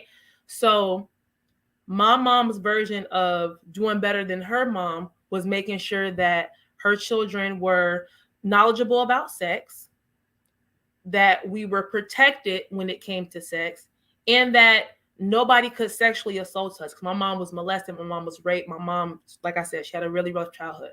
So I can say that although I was molested, it wasn't my mom's fault. And she, when I told her, she took action. She felt bad, but she took action. So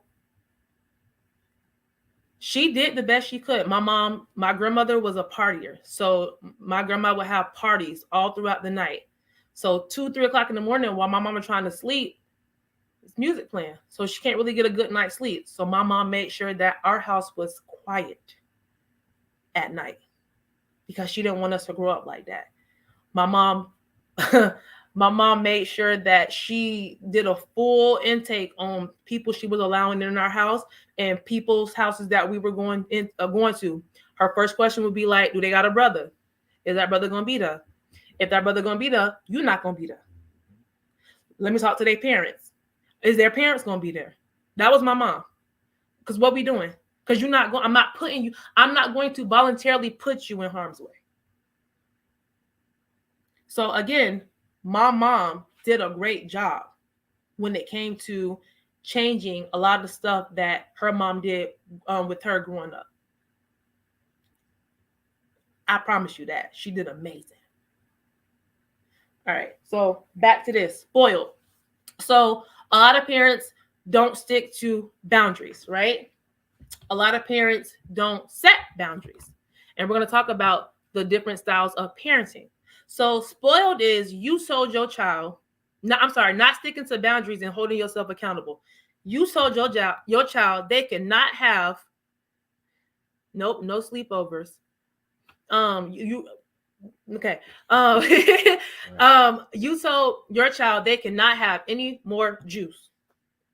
They kept coming to you, juice, no juice. Then they fell out and they had a tantrum and they went to screaming and they went to kicking and they went to crying.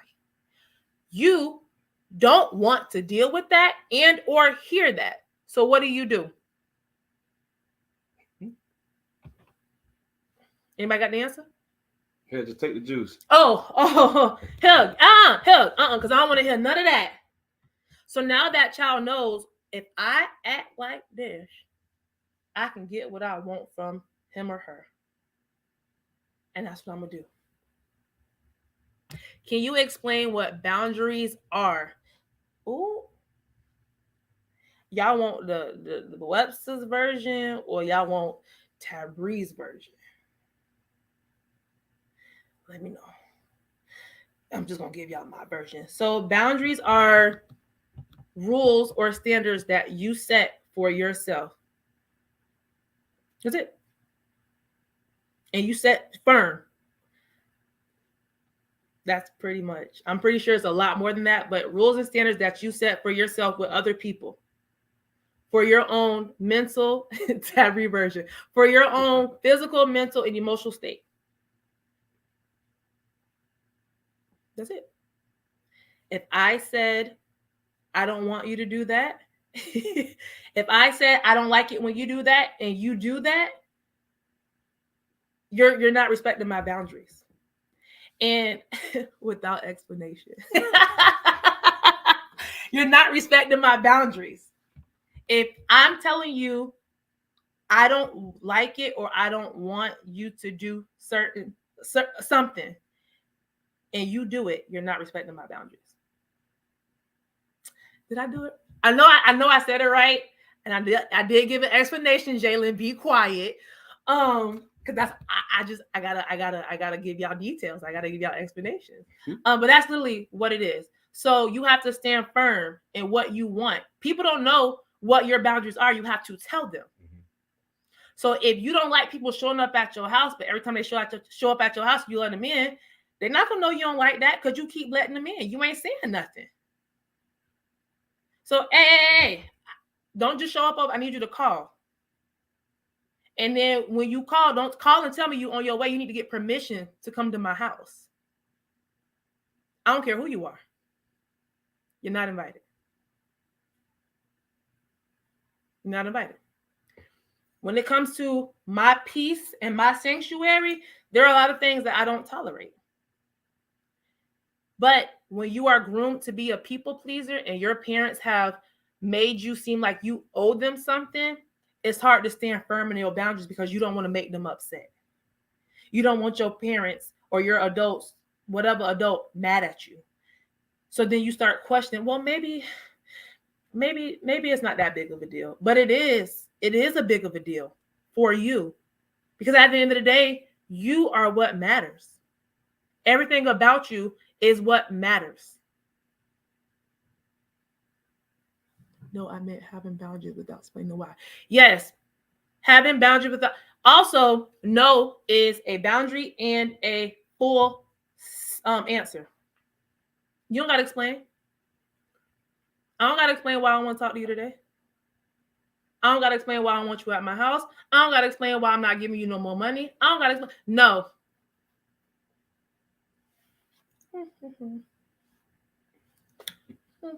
No. No. No. And then I'm going to say no, and please don't ask me that again. So I'm answering and I'm setting my boundary. Now you can't say, because if you ask me that again, no, don't ask me that again. And that's final. That's final. And I know for some people, like I said, it's hard. Oh my God, I was so disrespectful to this adult. Oh my God, they're going to be so mad at me. They're not going to be emotionally mature to, do something for me in the future because I did this to them. No. Next. And that's what you have to do with your children as well. I said no. I'm a child. I said no, and that's final. Kick, scream, do whatever you got to do, but the answer is still no. But then you also have to correct that behavior. Get up, go to your room, go find something else to do. We're not doing that. We're not doing that. How do you deal with tantrums? Or do you feel like you spoil your children? And if you do, how does that make you feel? You said, how do I deal with tantrums? Well, tantrums when you set a boundary and you stand on it and they get upset. Well, for the most part, I mean, I'm real verbal, you know what I'm saying? So my voice enough carries along. So if I tell them, hey, get up, it'll change quick. You feel what I'm saying? And if I say something, that's what it is. Sometimes I do give in, but I'm like, you know what? That's not teaching them nothing. If I say, hey, you can't have this. Empty threat, somebody just said that. Yeah, so if I turn around and say, hey, you know what? Just take it. You know what I'm saying? That's not really teaching them because like you said, we're not setting those boundaries. That kid gonna say, well, maybe, dad gonna give in after maybe 6 or 7 times of me asking him instead of just like you said, standing firm. No means no. You feel what I'm saying? If you get up, hey, get your behind up and go about your day. Now I ain't finna keep talking to you now. So I'm talking to you nice. Hey, no, it's enough. So now I gotta, hey, come on now, tighten up. Also, children are allowed to have boundaries. Yeah, remember we were talking about autonomy, where they have a choice of what goes on in their life? Boundaries are one of those things. So if a child say, I don't want to go over grandma's house. I don't like it when I go over there. She yell and scream a lot. Respect that. Working on discipline without physically touching them is a struggle within themselves. Yeah. We're going to talk about that. But yeah, back to the boundaries.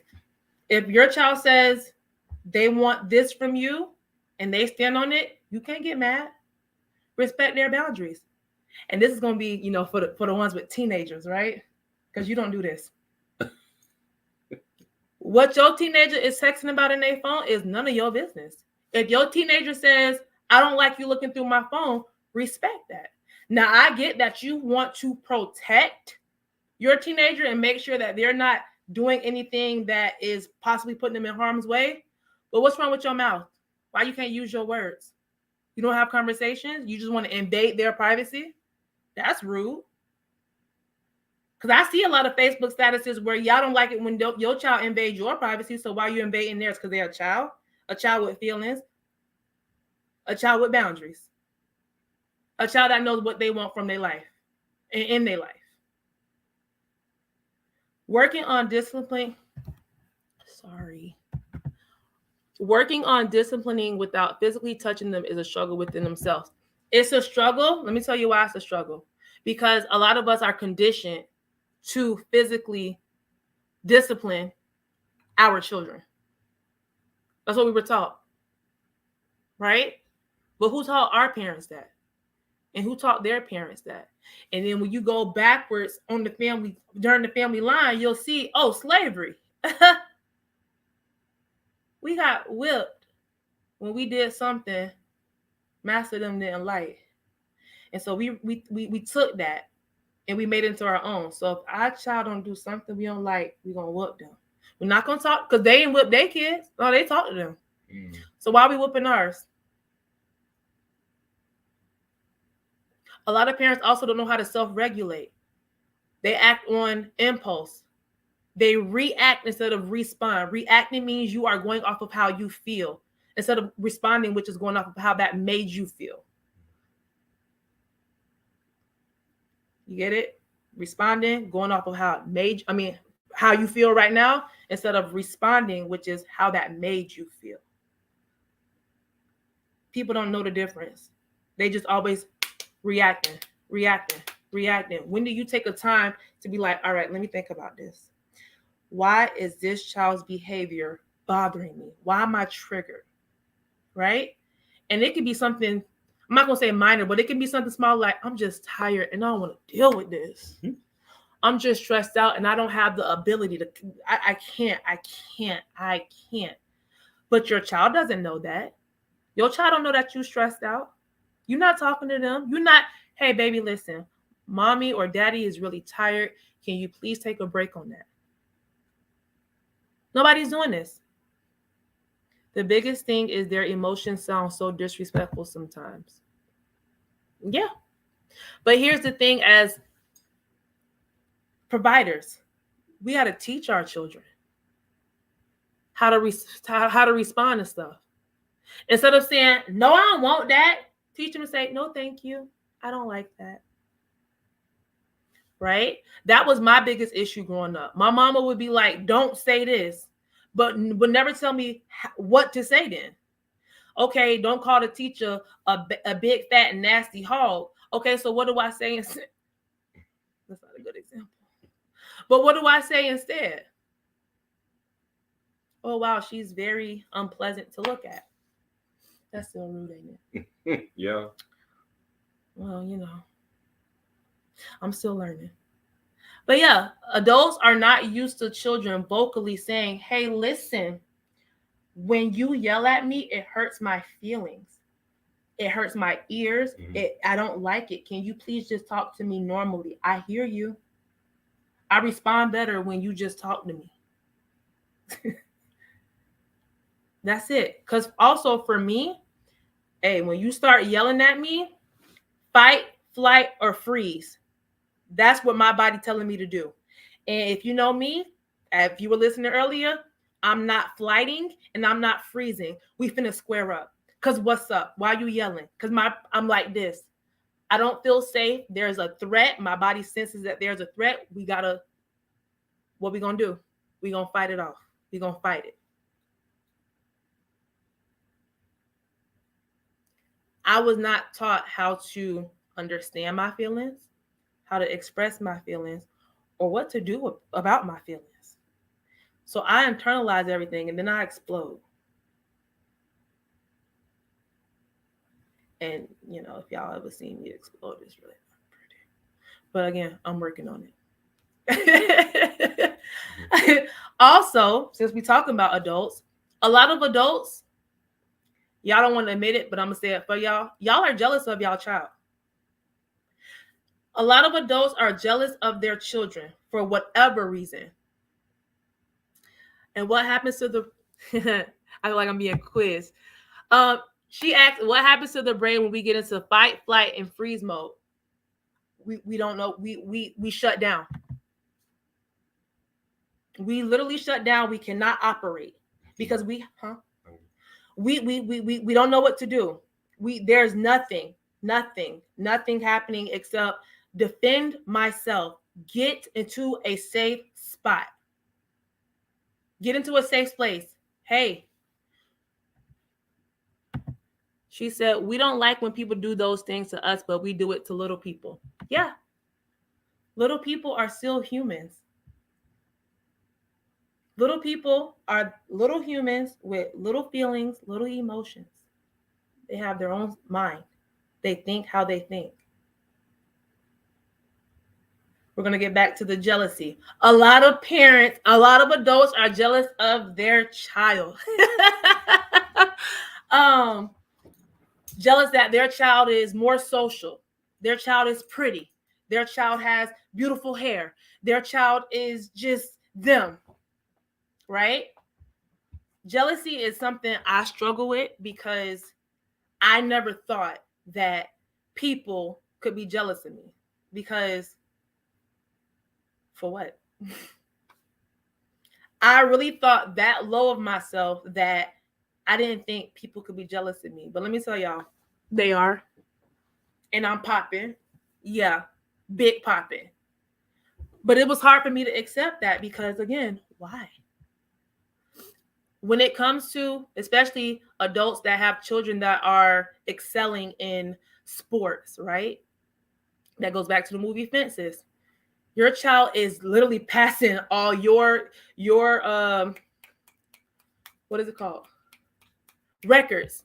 Your child is passing your records. Your child is getting more recognition than you have. Your child is just, your child is the talk. You could never. You were never. So now you're envious of your child. And or if you're not jealous of them, you're living vicariously through them and you pushing them too hard. Because now you got to be better than me. And sometimes children don't want that. Y'all take, especially with youth sports. Youth sports used to be so fun for the kids. And now it's for the adults. It's for their pride. It's for their ego. It's not fun. It's not fun at all. And then when children shut down and they don't want to do it anymore, it's a hit to your ego, a hit to your pride because, hey, I need to brag about something. Man, what you doing? They want to talk about the trophies and the acknowledgement and just everything because it makes them feel good. But what about what makes your child feel good? You had no. What about what makes your child feel good?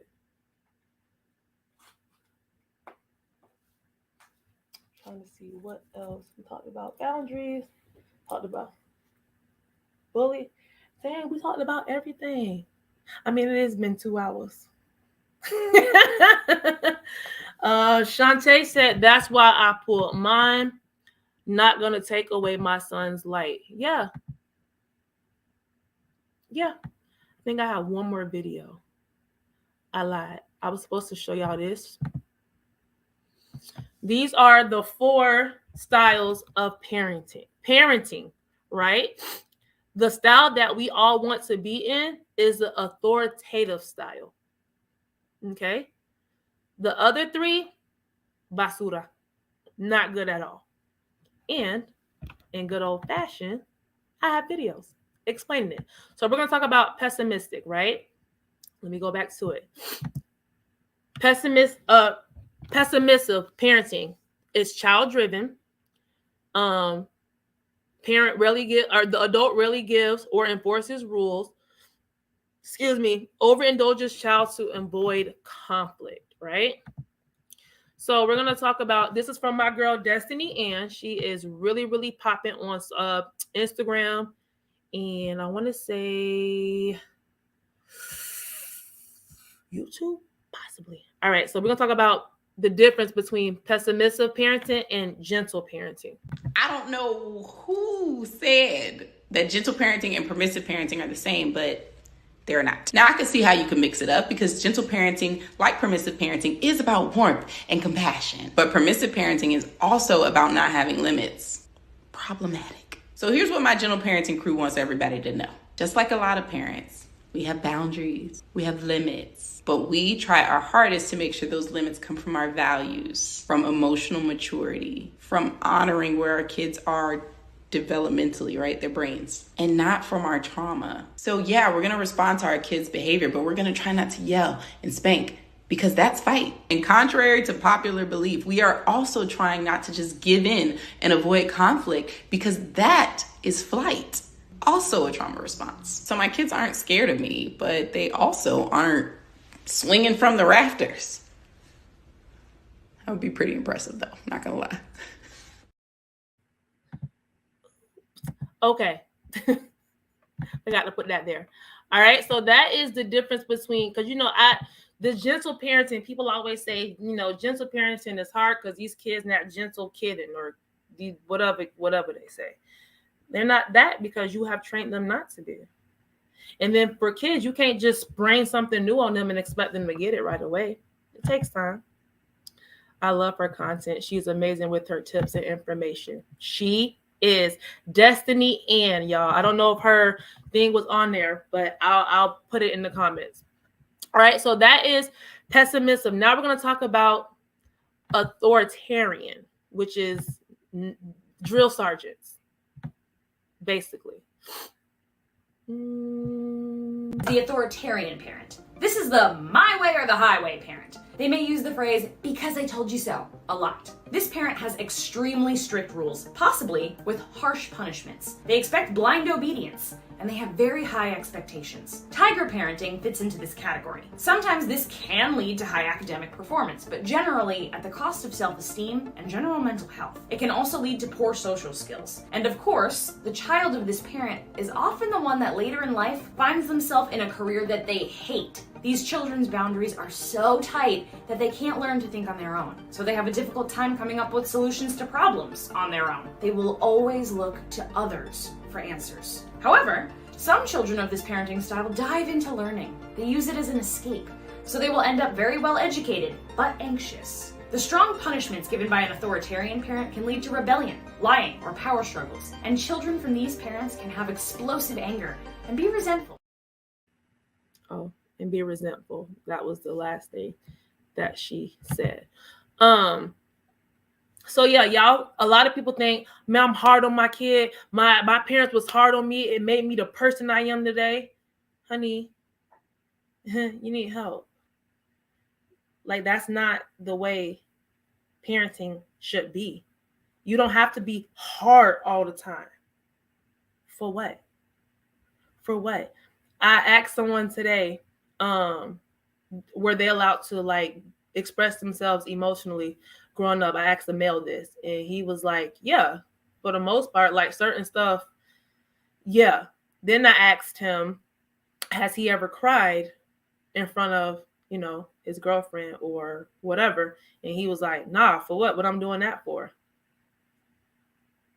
Why not? If this is somebody that you love and you want to be with and you care about and they care about you, you should be able to break down in front of them. And if they feel like that makes you less of a man, you don't need to be with them at all. So my last and the parenting style that I said that we should all be, right? The authoritative. I'm not saying that right. You can challenge your kids without being tough on them. You sure can. And we're going to talk about that in a minute, Miss Diana. So authoritative. And I'm going to use a clip from everybody's. Okay, I'm not going to say everybody's. I'm going to use a clip from a movie that we all love. Okay, I can't say we all. A movie that's well known. How about that? Look, Simba. Everything the light touches is our kingdom. A king's time as ruler rises and falls like the sun. One day, Simba, the sun will set on my time here and will rise with you as the new king. And this'll all be mine? Everything. Everything the light touches.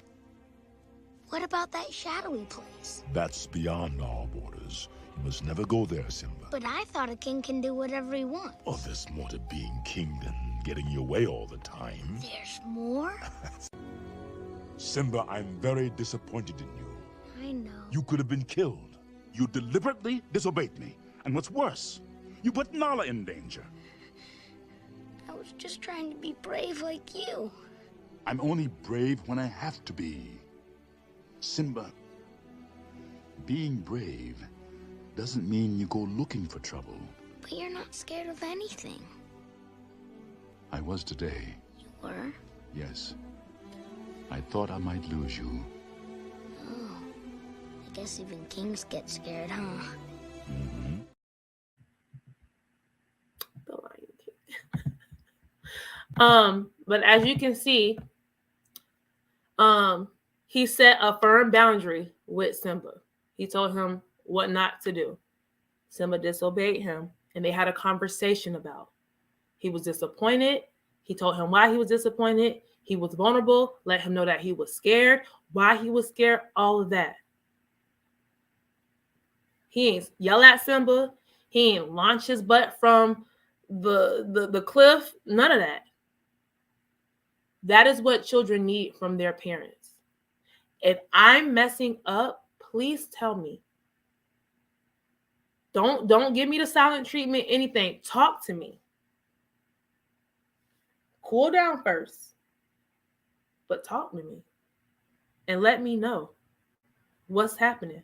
Because if you whoop me, that's not going to do anything for me at all. Diana said you can challenge kids without being tough on them. You can. You can't. Because, see, when it comes to children, you're not here to be the boss of them.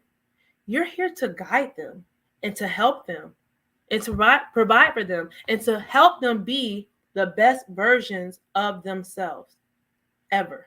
That's it. That is your only job. I won't say that. That is your main goal. That's it. That is it. And if you can't do that, you're going to end up hurting your child or hurting that child. I meant to show this video earlier about a woman saying that she created an idea of her son in her head and he knew nothing about it. But because he wasn't living out to be this idea, she felt like he wasn't a man. So I'm going to show y'all this because mothers can also destroy their sons. But we're not going to talk about that this episode. I have only known this young man 24 hours, and there's no way in the world, just reading his space, that I know he's going to allow a man to abuse a woman in his presence. She doesn't think about me that way. She doesn't. Well, because I then just you saw don't him need playing to be basketball and going on dates so together. What? And Mind your business. You say that you don't see the man that your son is. So I'm asking you, since this is not a demonstration of a man, you need to tell me what man you're using to measure him with. Which one? My idea. Which is your idea. Mm-hmm. Now, is that the idea you trained him up to be? No. Oh. So how in the blazing bejesus are you holding him accountable to a standard that you didn't teach him, his father didn't give him, he don't even know what it is, and yet as his mother, you sit in his face and tell him you don't respect him as a man? Tell me how that works. Help me. Like I said, it was events. It wasn't just. I'm talking about and it's one thing. also how he treats me. Yeah, but I'm doesn't talking. respect me Hello. and so- You see, you are a provocative victim. You provoke stuff, and then when you start being held accountable for it, then you start twisting and turning and making the other person wrong. Look at me, Ma. Look at me. Look at me. You just sat here and told your son, who ain't got a needle in his arm, who I'm assuming pays his own rent. He's married to a registered nurse. He's got 3 baby boys. And you just sat here in his face and said, I don't respect him as a man. Mm-hmm. And you don't think to consider what that does to his heart, to his soul, to his spirit.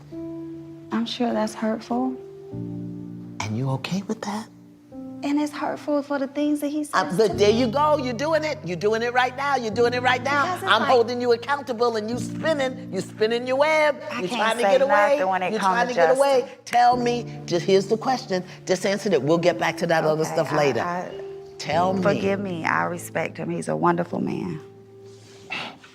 Do you understand that your mouth, your voice, your words are connected to the coils in his heart, to the valves in his heart? He can't help but love you. And every time you dishonor that love, you chip a piece of him, chip a piece of him. This is why in our culture as black people, when the boys turn a certain age, the men come and get him and take him away from the mother because she can emotionally manipulate him. But since we don't live in our culture no more, we say what we want to say, do what we want to say. We tear our men down and then wonder why they don't make good husbands and fathers. Mothers destroy sons.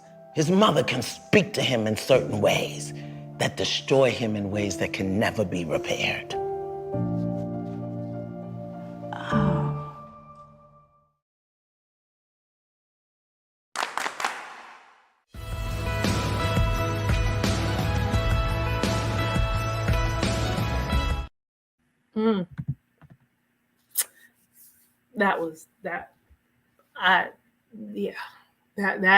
That was tough because that's not only for young men, that's also for young girls too. Women, we are emotionally connected to our mothers.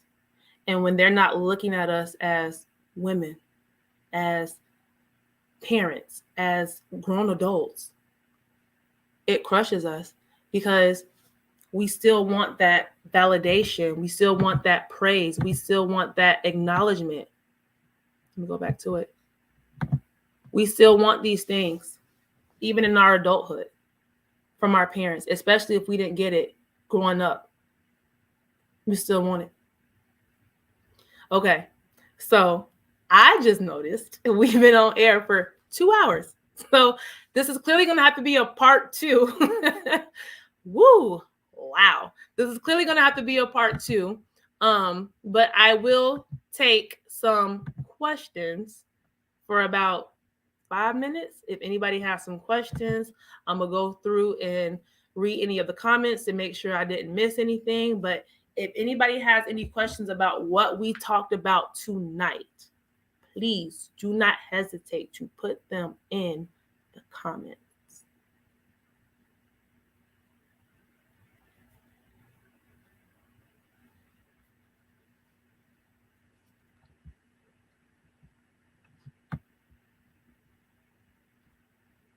Trying to see. I'm going through comments now. Talked about the empty threads.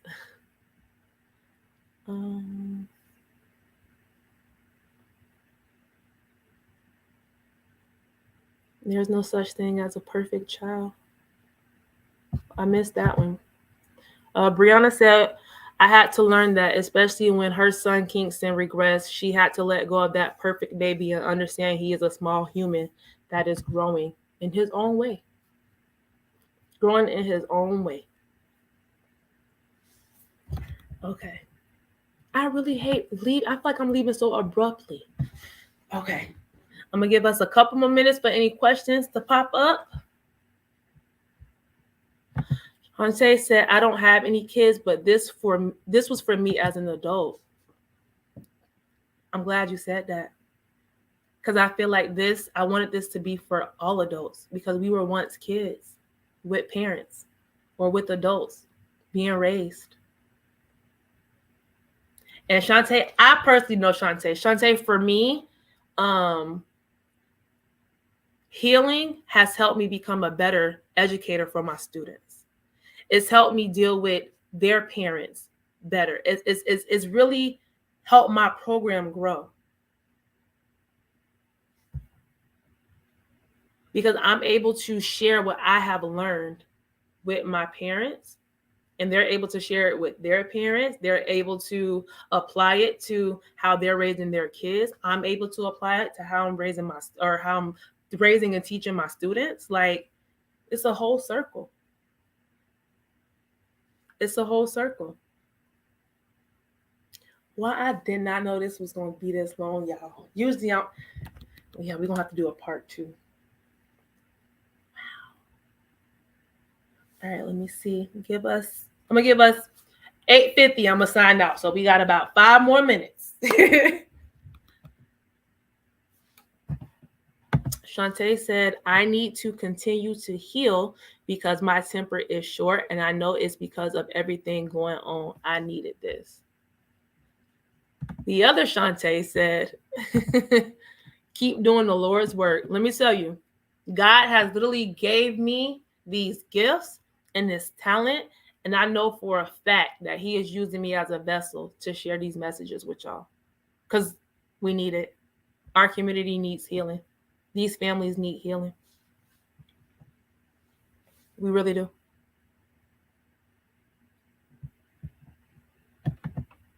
Thank you for being so vulnerable and transparent. This is what I'm here for. I feel like I'm not going to speak about something that I'm not going through or have went through or still going through myself. I want y'all to know we all in this together. We're all in this together. All in this together. I'm still healing as I'm speaking. Nobody else gonna. We have to. Teacher for the culture said amen. Yeah. We're here. I can't sit in front of y'all being fake. That's not me. That's not me. I'm so proud of myself. I only teared up just a little bit. Y'all ain't get me to cry. I'll cry later though in the shower. Nobody else. You have to. Yeah. This is good. I'm gonna have to figure out how we can do part 2. I feel like we spoke about I feel like a lot of parents and a lot of adults realize that because their needs were not met as children and growing up they're dysfunctional, they're broken, they don't know what to do or how to do it. They have no guidance from anybody, so they just in survival mode and they just going, like my brother said, just going with the flow.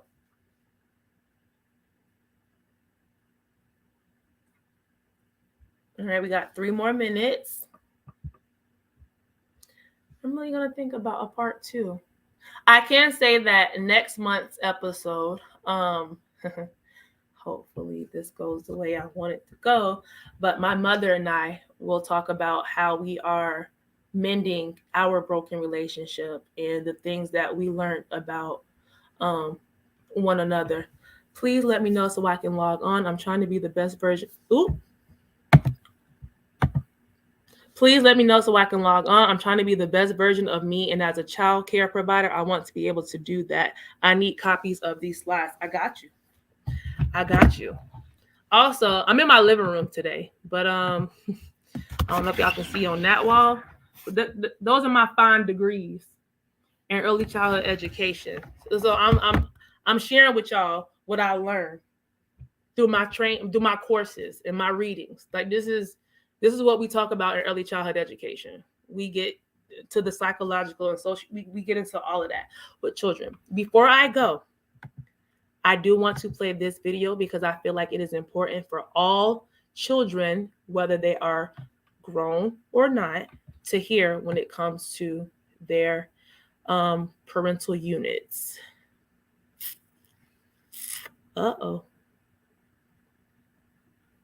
Here we go. Parents are people with kids, and sometimes as children, we forget that. We expect them to be better than they are capable of being. We expect them to be emotionally immature, intelligent, to know things, to be able to guide us. And some of us don't have those parents. And when that is the case, the best thing to do is to accept who your parent is. We cannot make a person more mature. We can't make them more intelligent. We can't make them more nurturing, kind, caring, any of those things. But we can accept, although this is my father or although this is my mother, this person is limited in their capacity. So be clear about what's possible even with your parents. And that is where we're going to stop, because that's going to roll over into the next podcast with me and my mom. Shantae, I will definitely let you know. Before I leave, I want to show y'all something.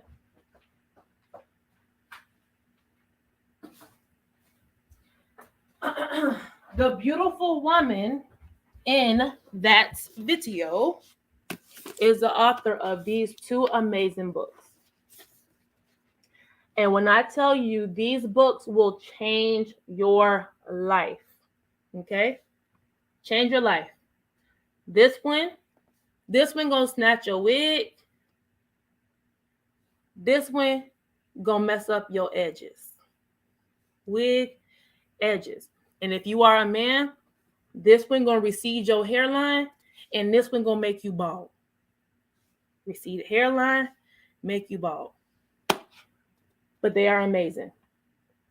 They have really helped me out in my journey. All right. So, with that being said, I love y'all. Thank you guys for sticking this out with me for 2 hours and 17 minutes. Oh, that is the longest. And I will see y'all next month for our Mother's Day, video. All right. So y'all be good. Be nice to your children. Be kind to your children. Be understanding, compassionate. Show them grace. Love on your children the way they want to be loved on, not the way you think they should be loved on. All right? Until next time. Bye, y'all.